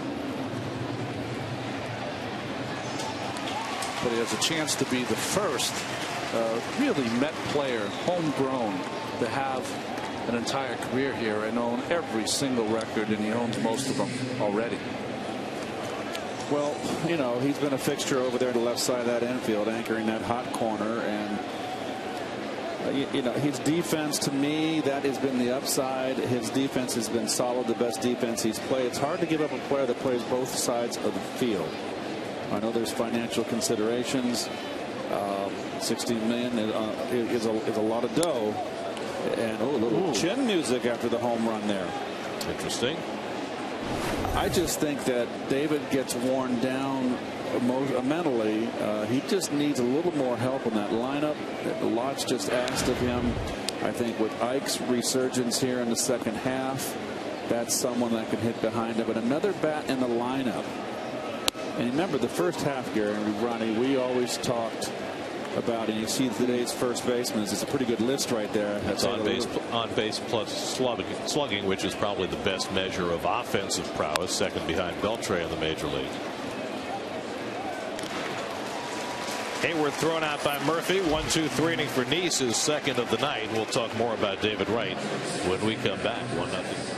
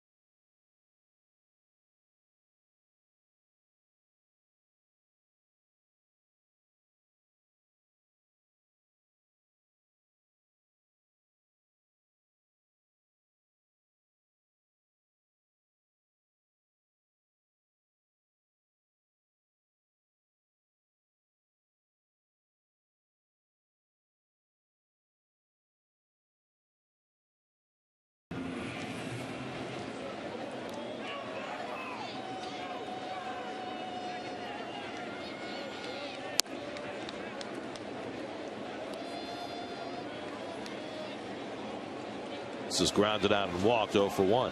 It'll be Davis, Shopik, and Bay for the Mets in the home 6th inning. So we were doing our player evaluation on David Wright, and I cut you off in mid-sentence. Oh, it's okay, Gary. I just we can maybe show that list of third basemen again. I mean, always third base is always an offensive position. So it's no surprise that there's a lot of pretty terrific players that are on this graphic that we're going to show. Of course, the Cabrera's in the hunt for a batting title over in Detroit. Beltre with Texas is having a terrific year. But let's just focus on David. And, you know, we all know what he's meant as Bobby Parnell up in the bullpen. He's meant everything. He's the leader of this ball club, a very quiet leader, and someone that's got the gravitas that's been here. The only thing lacking in David's resume is a world championship. That's the one thing that's not there. So this is a question that as we go through this team, I'm probably going to ask you repeatedly. Are the Mets better off re-signing David Wright to a long-term deal, and it'll probably take 6 or 7 years to sign him through, you know, age 35, 36, 37 at big money? Or are the Mets better off, as Davis strikes out for the first out, picking up his option and getting a huge package of players in return from another team? You know, for other folks, a huge package would be Teixeira deal. When Texas traded him away, they got from Atlanta Elvis Andrus, who became their shortstop, Neftali Feliz, who became their closer, Harrison, who's now entrenched in the rotation, a 15-game winner. They got Salta Lamacchia. I think there was one more, the big Tommy Hunter, right. I think the right-hander. The Texas Rangers now have become the team in baseball because of that trade. So those are the ideas you can knock around. And it's a hard sell, and it's a really tough thing to even talk about. Right. But it's something you have to talk about. Well, that's the question, is it's not just trading a player who has a certain value. It would be trading a player who is the face of the franchise. And that would mean basically blowing up what had been a certain way of marketing this ball club and saying we're going to do it a different way. Well, and it would take a lot on the part of ownership, management, and everybody involved to even think about doing that. You know, in Ronnie's trade, he talks about, you know, hindsight is a base hit by Shopik. Hindsight's always 20/20. There's a lot of times those deals. That's the risk you run. I'm not saying that's not a fact, but you know, Texas had the guts to make that deal, and it changed their entire franchise. Now, a couple things about that. You know, David, of course, you were talking about it. He makes you proud every day with a good citizen he is here. But, you know, the assumption is always on that the Mets, it's on them, you know, are they going to resign David? No, it's on David, too. What if he doesn't want to resign? What if he plays it out and says, you know what, I got one chance at the title going out there for my free agency? Well, that can happen. Here's how I see it in that respect. If the Mets don't feel as though they are going to be able to come to an agreement with David on a new contract before next season, then they've got to think about trading, right? Yes. And then the other thing you have to evaluate is David's 29, 30. You have to assume he's going to have 4 or 5 years, great years left. But you know, the thing is that you look at David and you look at the first half where he carried a team. You've looked at some seasons that have been unbelievable, 2006 and others. Is he a guy that if you signed for X amount, is he the guy that can carry a team for a season, a month, 2 months, 3 months? Is he that player? Is he the Pujols kind of guy that you can just ride his coattails and you can have a semi-good team, but he makes them great? I don't know. I don't know the answer to that. I am not an advocate of a 6-7 year deal to players, particularly. I know there's Chad Durbin up for Atlanta. I'm just not an advocate to that kind of length of contract. I wouldn't go any more than 5. But there's so many of those contracts out there. If you're David Wright, why would you sign anything less than a 6 or 7 year deal when there are so many teams that are willing to offer that kind of term? Why would David Wright want Joey Votto's deal? Right. 10 years, play till he's 40. I'm not saying you're right, but that's the market. Right. But look what the Cardinals did with Pujols. Yeah, well, they let him walk, but somebody gave him a 10-year contract. Yep, I understand. But I'm speaking in terms of the Cardinals let him go. Right, but this is all part of, I think, what Sandy Alderson's equation has got to be. as Bay hits a grounder to third, and Chipper throws it into right field. Shopik stops at second base. Very conservative base running by Shopik, who represents the tying run with one out. Did not try to go to third. Well, he should have gone right away here, and it's his decision to make. So he see the throw there. You don't need a third base coach. I guess he doesn't have the confidence in his speed, but he should have been on third base. So it's an error on Chipper Jones, and the Mets have 2 men on. And Chipper made the mistake here of throwing sidearm, almost underhanded, like a submariner to second base. Justin Turner's going to bat for Jordani Valdespin. Remember, Valdespin was in the game because Andres Torres got hurt back in the second inning. We've now been told that Torres has a bruise to his left knee. And so Valdespin got 2 at-bats against the left-hander, and now Turner being announced as the pinch hitter. Freddie Gonzalez making sure that Turner's been announced. He's got a right-hander up in the bullpen, and he's going to make the pitching change. So the wheels turning here. Braves up 1-0 in the 6th. Call to the bullpen brought to you by Verizon Wireless. With Mets memorabilia from Verizon at Mets.com/Verizon Sweeps.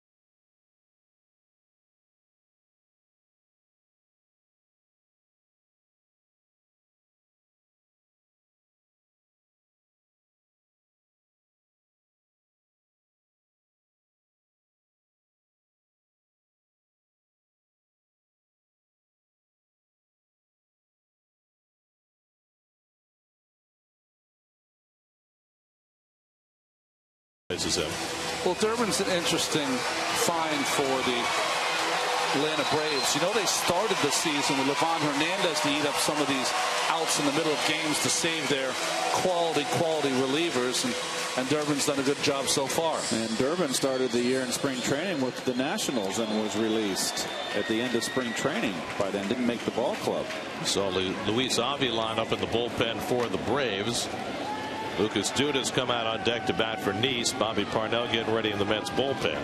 So Turner bats here with first and second and 1 out. The Mets 0 for 8 with runners in scoring position tonight. They've already left 7 runners on base over the first 5 innings. Ball got loose in the outfield, which is why time was just granted. Well, here's a situation with Turner right now. I would not have the right side of the infield. That would be Uggla at second base holding the runner closely. And you've got Shopik on second base. He's not going anywhere. Leave him alone. You play your defense. You play back and play your defense. I think he's already proven he's not going anywhere. And that one in the dirt stopped by Ross for ball 1. So you know that Turner likes to go the other way. I do not. I liked where Freeman is playing in the hole, taking that hole away at first base from him between first and second. You can see Freeman right here. He's taking that hole away. I would give a little more. And Ugla, like him to just shift over. Come on, 3 more steps to the first base side.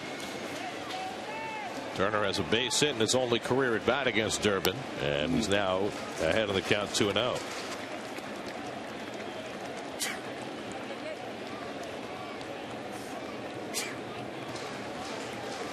A base hit by Shopik, a throwing error by Chipper Jones, setting the table for New York. 2-0 coming to Turner, and it's off the corner, and now it's 3-0 with Duda waiting on deck to pinch hit.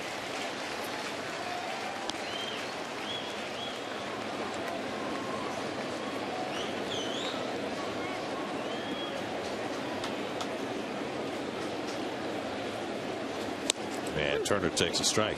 Oh, good pitch to hit. Oh boy, almost threw it away. Good pitch to hit here for Turner. And just base hits, all that's needed. Durbin's always been a guy who is susceptible to the walks.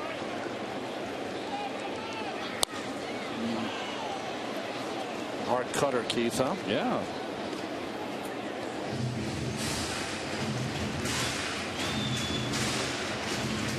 Shopik at second, Bay at first with 1 out.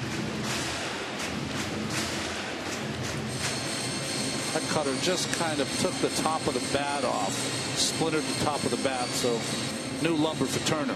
He stayed away all 5 pitches in this at bat. He also throws, Keith, that indoor cutter where he throws it right at the hip of the right-handed hitter and bends it over the inside corner. Corey Guerin has joined Luis Avilan in the Atlanta bullpen. 3-2, and Turner takes strike 3 called. So Durbin came from 3-0 to strike out Turner for the second out of the inning. Good call, Ronnie. Look at this. Backdoor slider. And that's more. You can't do it better than that. That is a good pitch. Now Dudas announced as the pinch hitter, and that'll bring Freddie Gonzalez out of the dugout, and they'll bring in his left-hander to face Lucas. Lots of moves early in these September games with expanded rosters. And so Avilan will come in to face Duda with 2 out and 2 on. 1-0 Atlanta in the 6th. We'll be right back.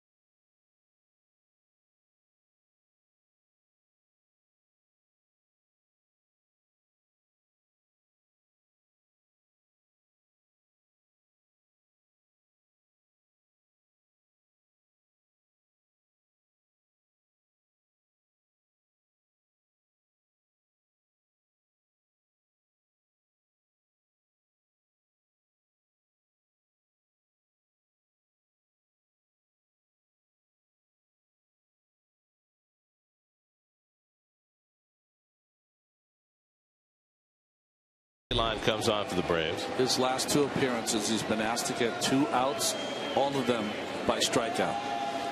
Duda up, 2 out and 2 on. And Lucas takes low on inside for ball 1.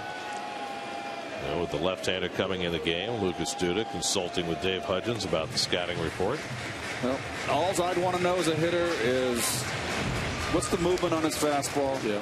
How hard does he throw? What kind of breaking ball does he throw? And if he has a off-speed pitch. And you know what? You've never faced him. You just see the ball and hit it. You got to just go up there and be a tiger. Shopick at second, Bay at first with 2 out. Duda 0 for 6 as a pinch hitter this year. Batting for John Neese, and it's off the glove of Ross, and that'll move the runners to second and third. So a pass ball charge to David Ross, and now 2 are in scoring position. Well, they're going to give a pass ball to Ross, as Gary said.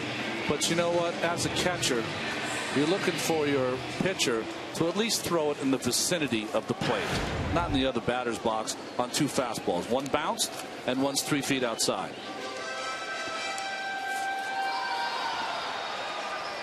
This is where you judge your relief pitchers. The first batter they face, you don't come in like they used to with men on base like this situation.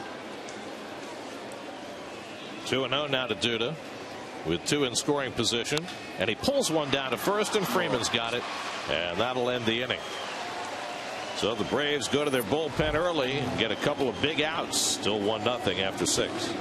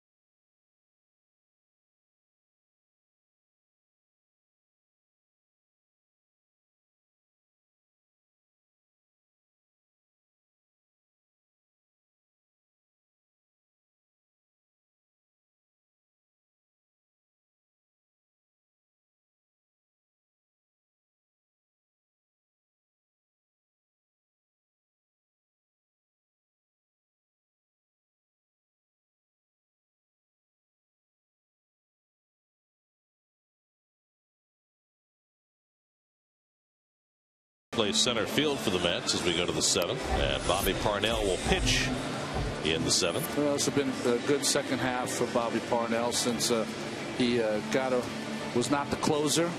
He has gotten into this role and has been pretty comfortable. 16 walks, 52 punch-outs. SNY's Super Slow Motion is brought to you by Mercedes-Benz Tri-State dealers. Visit them on the web at searchmercedes.com. Slow motion agony for Torres as he bruises his left knee on that awkward tumble and had to come out of the game.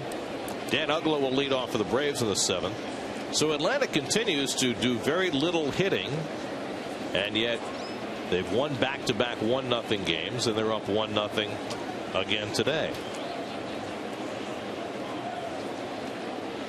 Parnell struggled in his last outing Monday night against St. Louis. Gave up a couple of hits that produced what turned out to be the difference in the game in a 1-run loss to St. Louis. Uggla hit one to the fence in left center that Valdespin caught his last time up. And he drives this one down the left field line. Extra bases for Uggla. Bass stumbles into the wall as he plays it. And Uggla pulls into second base with a leadoff double. Well, Uggla has always been a middle in hitter.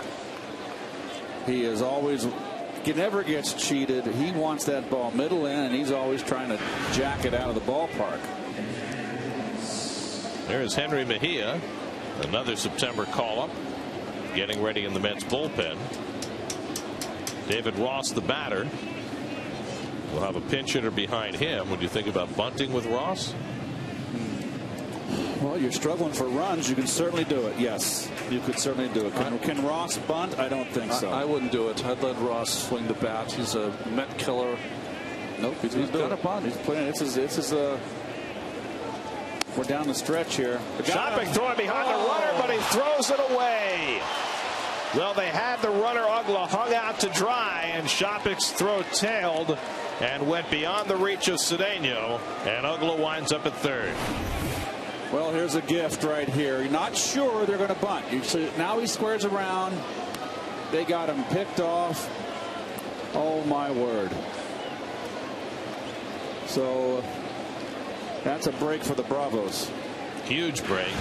An error on Shopik, so instead of one out and nobody on, it's a runner at third and nobody on. The Mets have to bring the infield in. A little halfway in the middle infielders, but they're in a position to get the lead out. Lyle Overbay is out on deck to pinch hit. Veteran left-hand hitter. And Ross lifts one to right field. Tagging at third is Uggla. Getting behind it is Hairston. Uggla tags, heads on home. Hairston's throw will not get there in time. It's a sacrifice fly for David Ross. 2-0 Atlanta. So the costly throwing error by Shopik produces a run.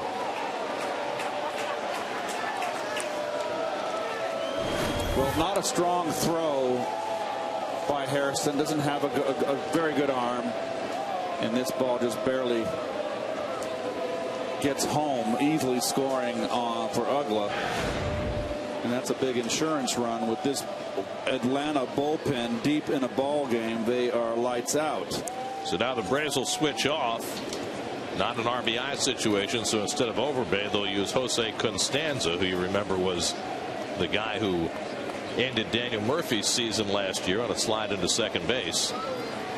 Josh Edgen gets up alongside Henry Mejia in the Mets bullpen. So Parnell gives up a run, a double, an error, and a sacrifice fly. And so the Braves no longer have an opportunity to do something that they have never done in their long history, and that is win 3 straight 1-0 games. Well, David's in. You got to take the bunt away with Constanza. And he bluffs the bunt and takes ball 1 from Parnell. John Neese went 6 innings, allowed 1 run and 5 hits, walked 1, struck out 2, allowed a home run. That's 17 straight starts of 6 innings or more and 2 walks or less for Neese, but he's on the short end today.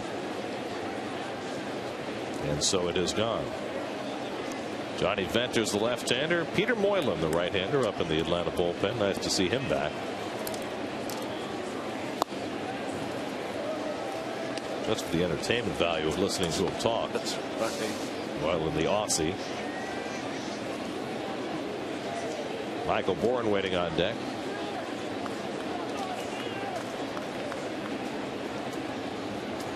And Constanza down on strikes. Parnell uses the fastball to get him for the second out.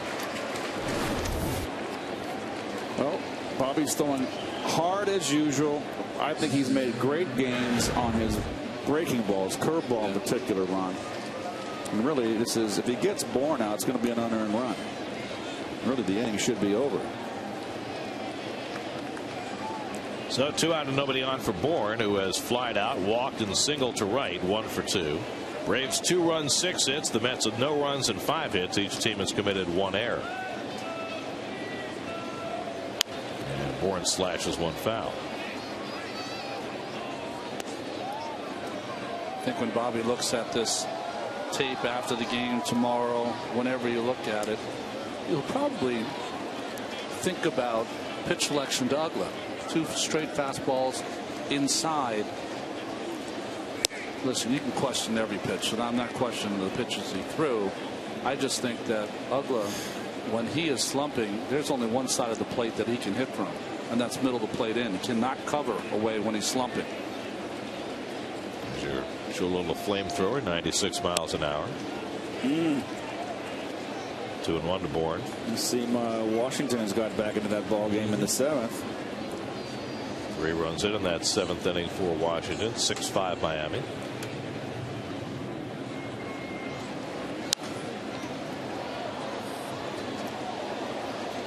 Two and two now to Bourne, who's upset with himself.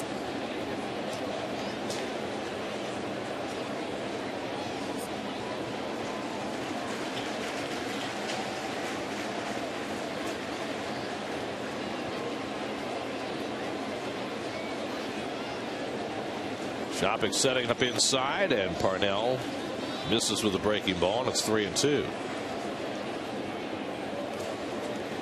Don't want to walk Bourne here.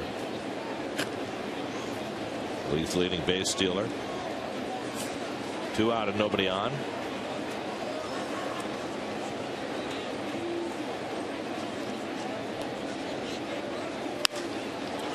You know, it's interesting, Gary.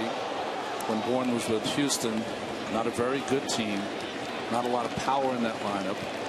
Almost double the steals for Bourne for a season. Here with Atlanta, maybe not as many chances to steal because of the good bats behind him, although they're not hitting right now.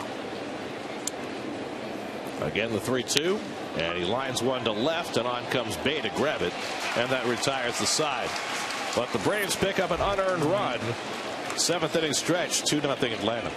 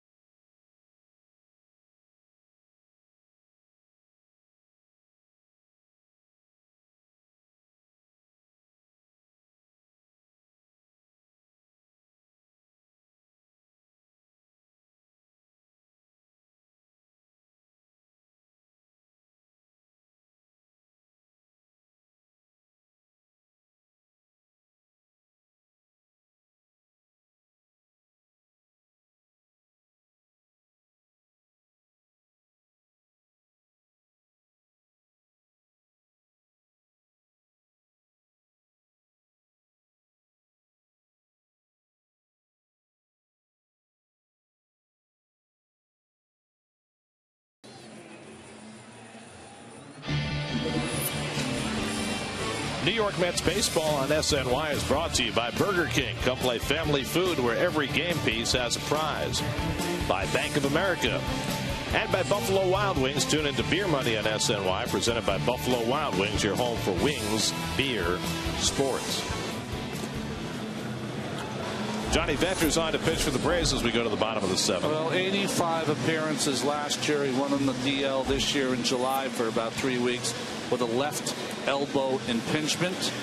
He's really been back to himself since then. Changes as well for the Braves. Paul Janisch comes in to play shortstop. He'll bat second. As Reed Johnson comes out, Martin Prado goes to left field. Ronnie Cedeno, 4th time around the batting order, takes a strike. Ronnie's been on base twice tonight with a walk and a single to left. He's 1 for 2. Getting in the leadoff spot for just the 3rd time this year, and Janisch gets an early chance and throws out Cedeno by half a stride for the first out. Today, no question in the call by the rookie umpire Manny Gonzalez at first base. Well, good hustling, and they got him. Half step. So Giannis just into the game for defense, makes a nice play. Giannis has been playing terrific defense for the Braves. He just hadn't hit enough, which is why they snuck Prado into the lineup today at short. But now with a lead, Freddie Gonzalez quick to get Giannis in there. Murphy hits one over the mound, but Giannis is right there behind the bag and throws him out. So Murphy has been hitting the ball up the middle with regularity, played perfectly that time. Probably the series that Murphy had against St. Louis with the advanced scout put Giannis in that position. Well, most importantly for Venters, this man comes up right here with not a chance to tie the ball game. 2 quick outs for Venters on just 3 pitches. There's a defensive charts, spray charts. Where does he hit it? Off who? Off Venters. Where does it go? Relay the message. Move the fielder. Wright is 1 for 3 today. David singled to left his last time up. Mets have done well against Venters over the last couple of years. Better than most, anyway. And Venters quickly moves Wright's feet for ball 1. Boy, he really rushed this one. This was unintentional. Sure. Peter Moylan staying busy in the Atlanta bullpen.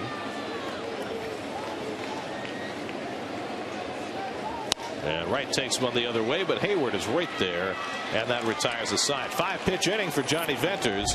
Mets are out 1-2-3. On to the 8th we go, 2-0 Atlanta.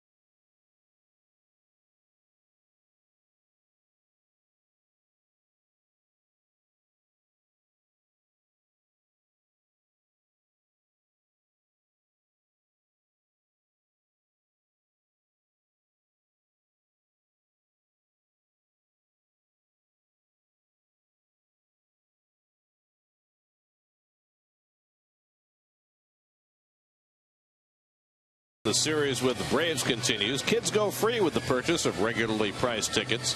Visit Mets.com/kidsfree or call 718-507-TIXX for your tickets now. Henry Mejia makes his season debut for the Mets. Well, you'd like to see Mejia in there, who's had 3 different stops this year in the minor leagues. Those are the numbers in Buffalo as a starter and sometimes reliever. I think you mentioned, Gary, the other day that he'd prefer to start, but getting an inning of work here. And the plan is to start him later this season. Matt Harvey's going to get 2 more starts. And I guess the plan is once Harvey is taken out of the rotation, Mejia will be put in.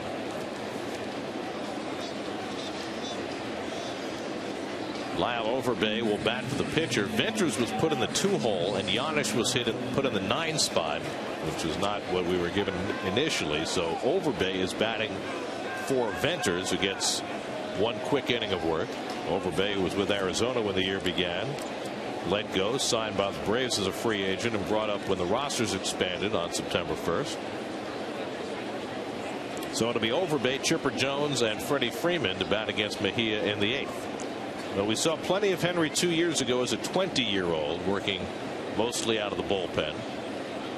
Had Tommy John surgery last year that cost him the entire season, and now back. 96 miles an hour. That hasn't changed. Well, he had a motion, Ronnie, that really he put everything into every pitch, if you recall. Yep. Every ounce of energy into every pitch. He looks a little more fluid in his motion here. I think you're right, Keith. I like the beginning of his windup. It's very relaxed. He takes his foot back in a very relaxed manner and then tries to add that power that only Henry has. A little change up there. And he gets ahead 1-2. 88-mile-an-hour changeup. Boy, is that great to have. See this motion? Very nice. Hands held high. They meet the knees. And then there's the explosion late.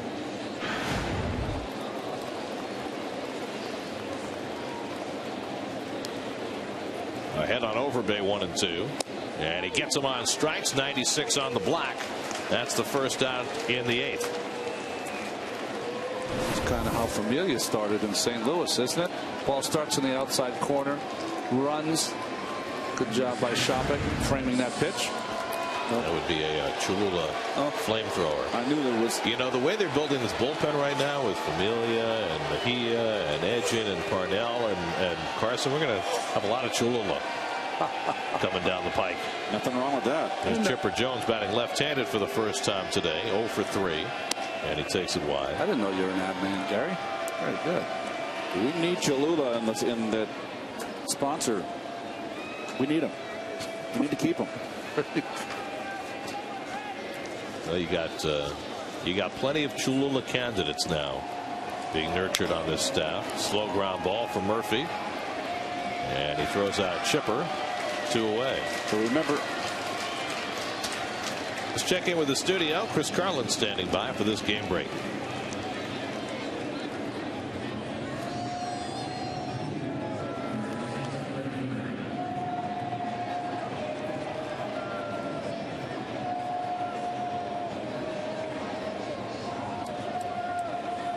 For their 6th straight win tonight, trying to get Steven Strasburg off the hook. Here's Freddie Freeman, who's gone 0 for 3. And Mejia fires one by him.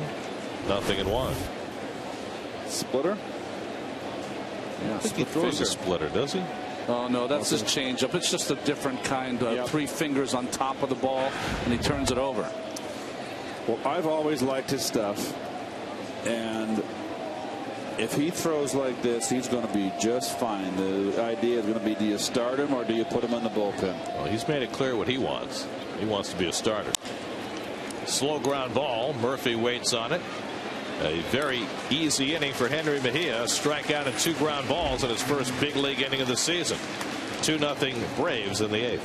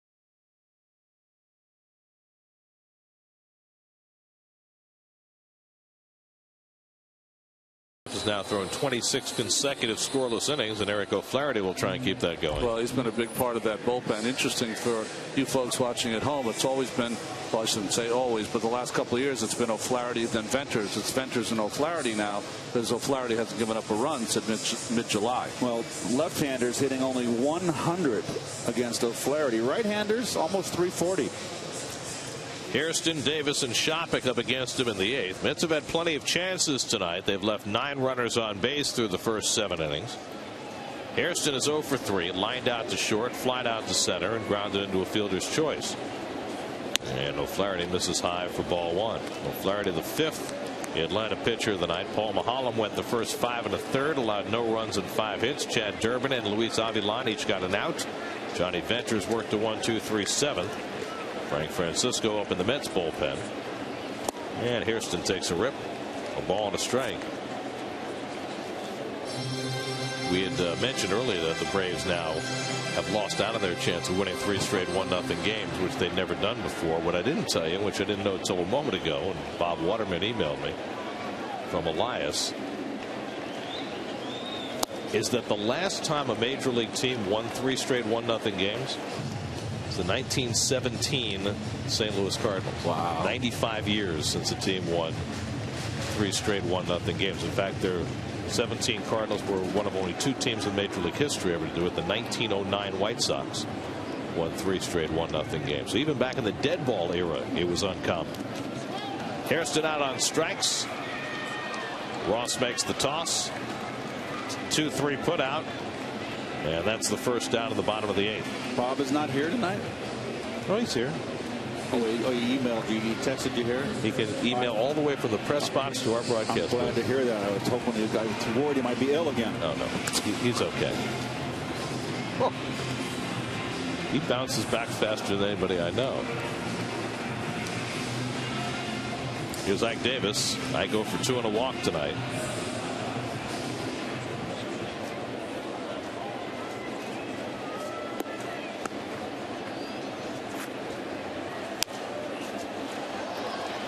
Check out our Cadillac drive around the majors for tonight.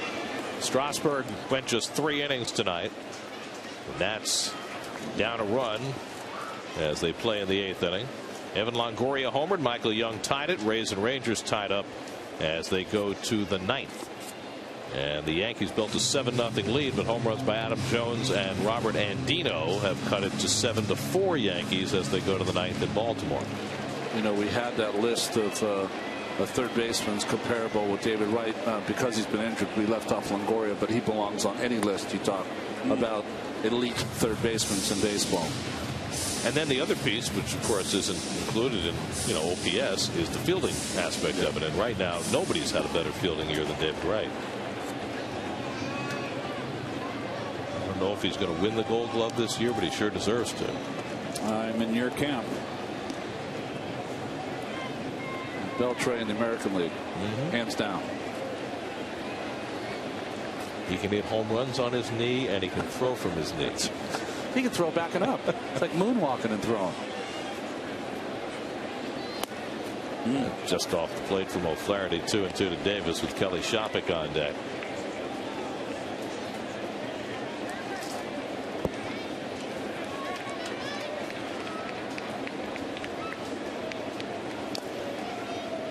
And Ike works the count full. Ike's walk rate has gone way up the last month or so. Early in the season, he was chasing a lot of bad pitches. Now able to lay off a lot of those same pitches. Well, it stands to reason when he started being a little more selective and not fishing after the bad breaking stuff in the dirt. Of course, he's going to. It takes a while to get around the league, and of course, he's going to be hitting a lot. 1-0, 2-0. 3-2, and he fouls it off. In fact, Ike's on base percentage is up to 299, which is about as high as it's been all year. If he gets on base in this at bat, he'll get to 300 for the first time all season. When I look at Ike, I just throw away the first 2 months. He finishes strong. He has a good September. It's been a win-win. Now there's ball 4, so Davis is on for the second time tonight, and the Mets will get the tying run to the plate with Shopik. No action in the Braves bullpen. This is O'Flaherty's inning, so he'll stay in to face the right-hand hitters.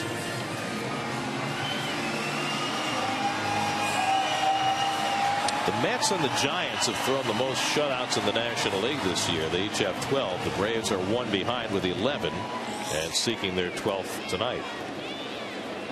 Shopping trying to break that up. Kelly's hit 3 home runs in just 39 at bats as a Met.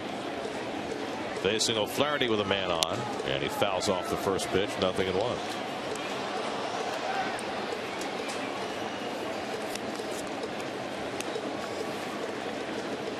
Jason Bay waiting on deck.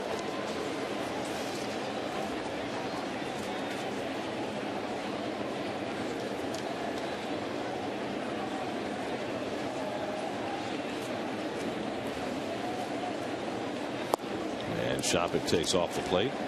A ball and a strike.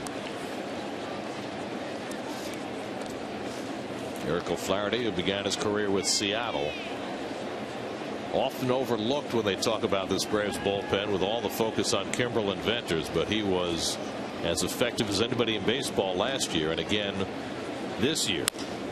Little dribbler foul. O'Flaherty had some rough spots early, but since May he has been completely a shutdown reliever as Peter Moylan gets up again. You don't want to get to the 9th behind in the game though, because then the task just becomes impossible.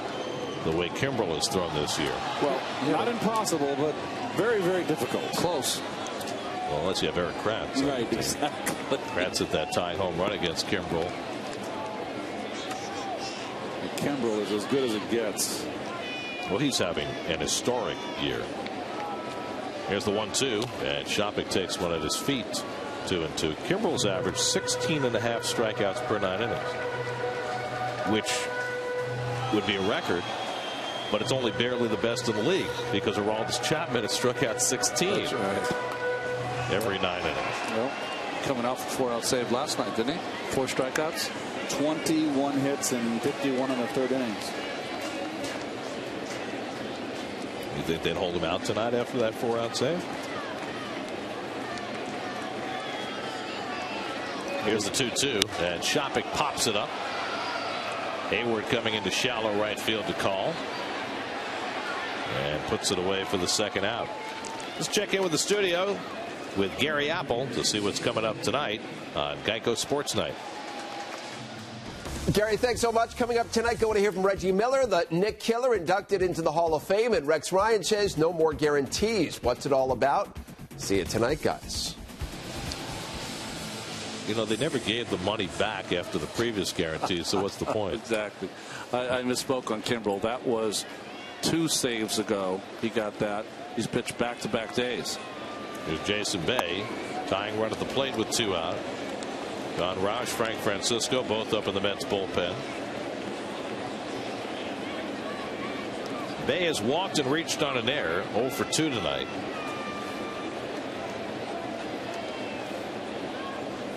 And Jason takes inside, 2-0.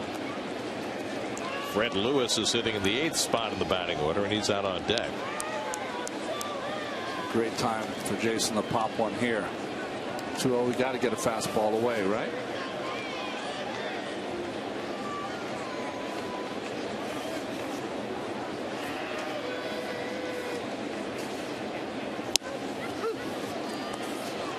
Like that.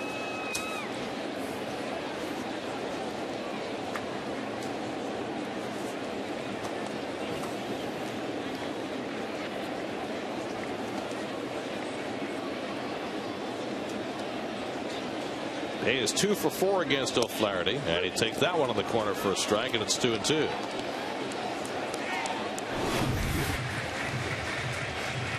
Well, heading the count and 2 straight fastballs. I don't think he picked the ball up out of the hand there, but 2-0, he was looking for a breakable, I'm presuming. 2-2 from O'Flaherty, and that's off the corner, now at full count. So that'll put Davis in motion with 3-2 and 2 out. Freeman will play behind Ike. Get a slider now, 3-2 after 3 consecutive fastballs. 3-2 to Bay, and he goes down swinging on the slider, and that'll do it for the Mets in the bottom of the 8th. 2 strikeouts in the inning for O'Flaherty. 2-0 Braves going to the 9th.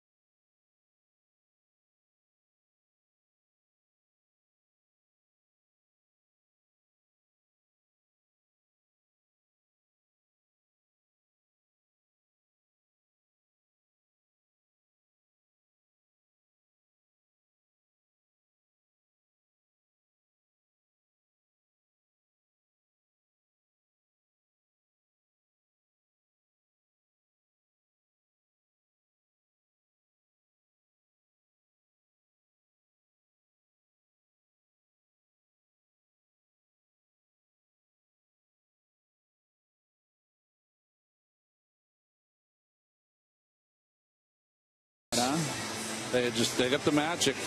You do. Mejia going too. Davey. What? I'm sorry, Davey. Well, it just doesn't.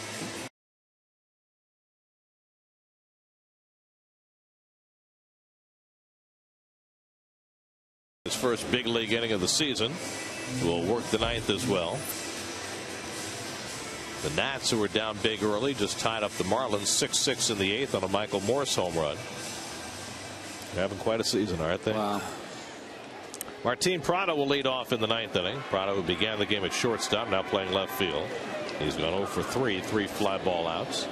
Braves 2 runs, 6 hits, 1 error. The Mets no runs, 5 hits, and 1 error. We see a breaking ball from Mr. Mejia this inning. We've seen fastball change so far. Those are all left-hand hitters up in the eighth inning. And first pitch fastball in for a strike.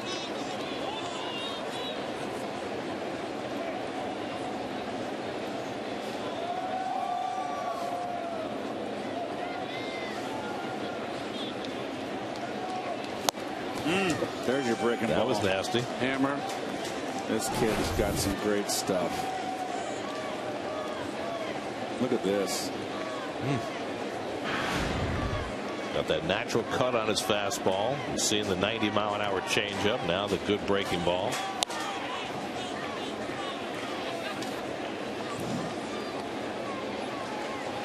Well, we saw signs with Mejia a couple of years ago when he came to the big leagues as Craig Kimbrell starts to get ready in the Atlanta bullpen.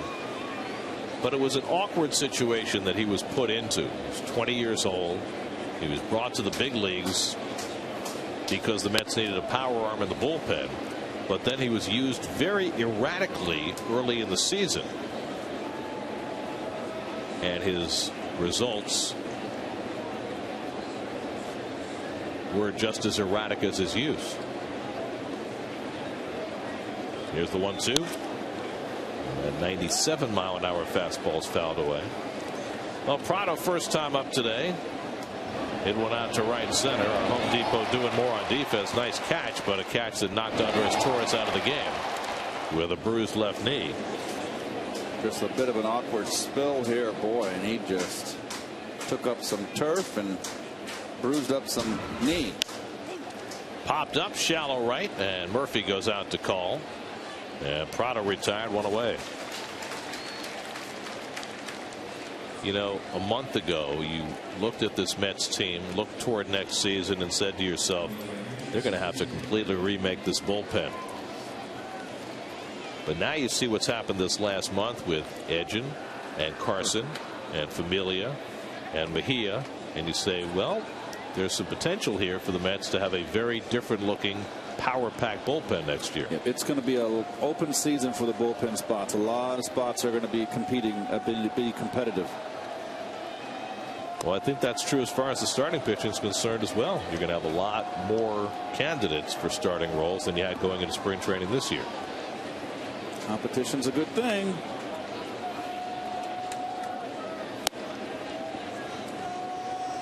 Two and out to Jason Hayward.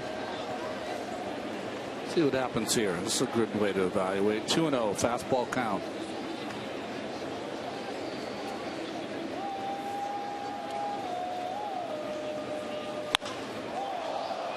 Fly ball left center. Bay and Lewis stare at each other, and Bay comes over to make the catch, 2 outs. So he threw him a 2-0 fastball and got the pop up. It's a good thing to see, right? Jonathan Neese threw that fastball up in the strike zone. He hit a home run off it. Fastball count. Hayward knows it's coming. Mejia knows he has to throw it. It still beats him. So Mejia's faced 5, retired all 5. Here's Dan Uggla, who doubled and scored the second Atlanta run in the 7th. Well, the Yankees have regained first place. They beat Baltimore tonight 8-5. And now Tampa Bay needs to win to stay 2 games behind. They are 1-1 in the bottom of the 9th in St. Pete against Texas. Here's a strike with a breaking ball, and it's 0-2. There's a little 12-6 breaking ball right there. Right over the top. Uggla pulled the ripcord. We used to call it a drop when we were a kid. Kids. Another breaking ball. This one's hit deep to left. Back goes Bay onto the track, right back at the wall, and it's out of here. One curveball too many to Dan Uggla, his 18th home run of the year, and it's 3-0 Atlanta. Well, that's the difference between this league and the leagues below, is that make a hitter look like a fool on one pitch, and it was almost like, if I see that again, I'm going to make up for it. I don't like looking like a fool. Well, I don't question the pitch. He just hung it. Yeah. He hung it. There it is, right there in the tee. Uggla's so strong. Uggla had the reaction. You see when he came across on plate, like, I don't know how that happened, but it did. Having a laugh about it. Well, it's been a very rough half a season for Dan Uggla, but he has a double and a home run his last 2 at bats. Ross lifts one down the right field line, and Hairston over near that sidewall as it goes out of play. Shaking his head. I don't know how that happened. Well, it's a hanger inside where it crowds you, and you just never give yourself enough credit of how quick your hands are. And you saw Uggla kind of lean back and get his hands through, and just trust the quickness of your hands. Ross is 0 for 2, delivered a sacrifice fly in the 7th to bring home the 2nd Atlanta run, and he hits this one in the air in a pretty deep right field, but playable for Hairston. And Scott uses 2 hands to grab it to end the inning, but Uggla's home run stretches the Atlanta lead. We head to the bottom of the 9th. Kimbrel coming in to try and get the save. 3-0 Braves.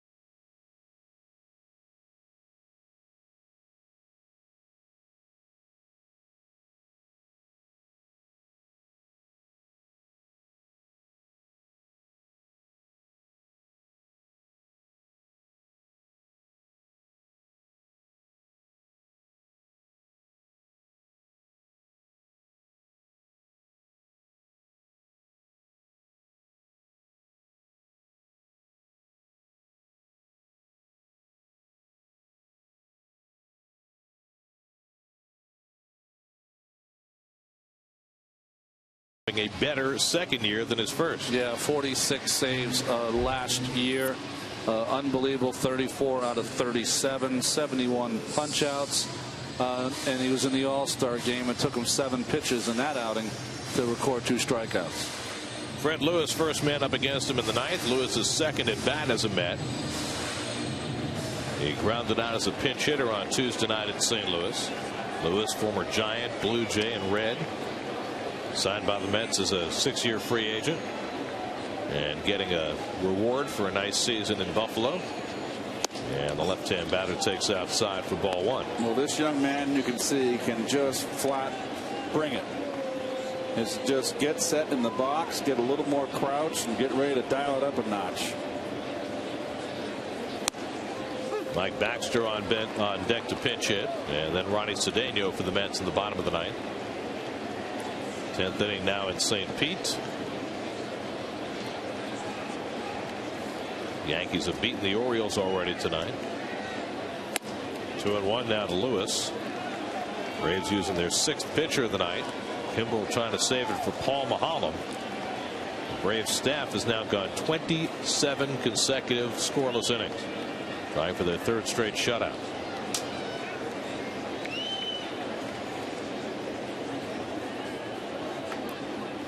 And Lewis late on the fastball, 2-2. Very unique where Kimbrel takes that sign. It almost looked like he's in attack mode. It's always these hard throwers too, Ronnie, when you got to make them get the ball down. When they throw upstairs, they get a little extra giddy up on it. And of course, that is easier said than done. Yeah.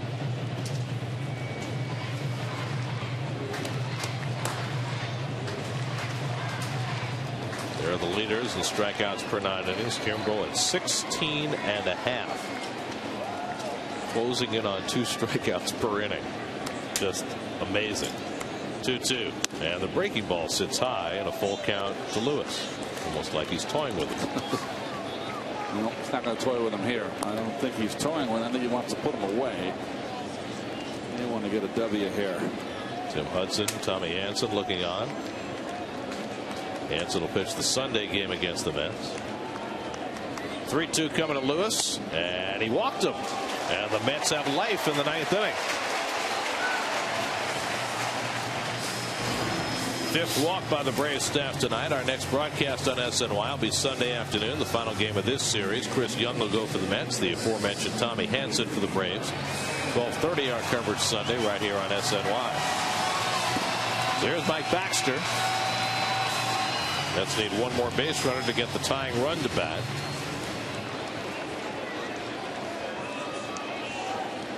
Baxter's had a tremendous year pinch hitting this year. And he takes a breaking ball strike. Ronnie Cedeno on deck. Baxter 10 for 20 as a pinch hitter this year.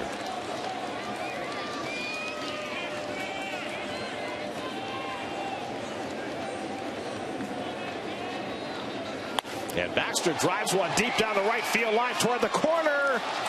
It's a foul ball. Just barely missed an extra base hit. Turning on one from Kimbrel. How could you turn on a fastball that's 96 miles an hour? Mike just did it. Wow. Struck that side wall down in the right field corner. Too quick. It's got to be one of those where you just decide I'm swinging here before he releases it. Just a little quick by Mike.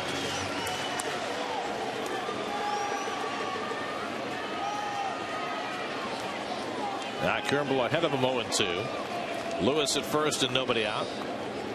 And Baxter takes the slider just off the plate, 1-2.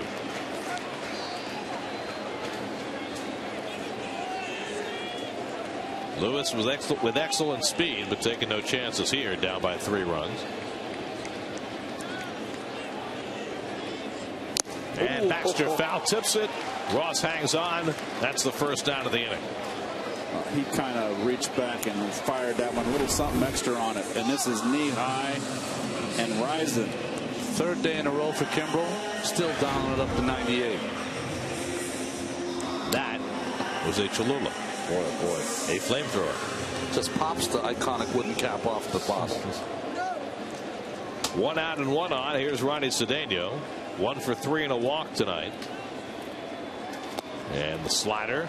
0-1. I don't think we've seen Kimbrel throw this many breaking pitches before. And I was thinking maybe it is because it's the 3rd day in a row. Maybe it doesn't feel like he has that good fastball, but he does. Looked okay from here. Well, Yeah. you do know one thing: the hitters are going to be dialed up for his fastball, particularly first pitch. Daniel Murphy on deck. Cedeno fouls it back, and quickly it's 0-2. Well, the one thing you notice about Kimbrel, though, is the talent, of course, is that he's got that great arm. But you do not see him throw a lot of fastballs in the middle of the plate. They're down, they're on the corners, they're cutting, they're sinking.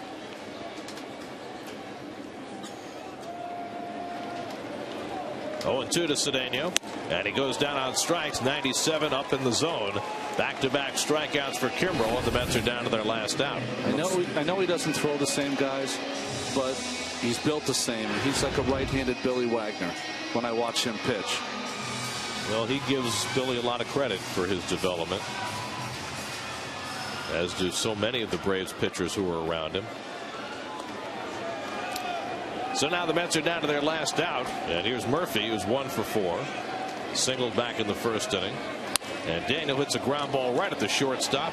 Giannis makes the throw to first, and the ball game is over. The Braves have their 3rd straight shutout as they take the opening game of the series, the 8th straight home series in which the Mets have lost the opener, as they fall to Paul Maholm, Craig Kimbrell, and the Braves 3-0. Well, as the Braves go through this September, after answering all those questions about the collapse last season, I don't know if they've turned it up a notch, but they've been able to win these close games that eluded them last year and eluded Freddie Gonzalez last year, and a tough loss for Jonathan Neese. Well, Neese pitched a fine ball game. Mets were out hit 7-5.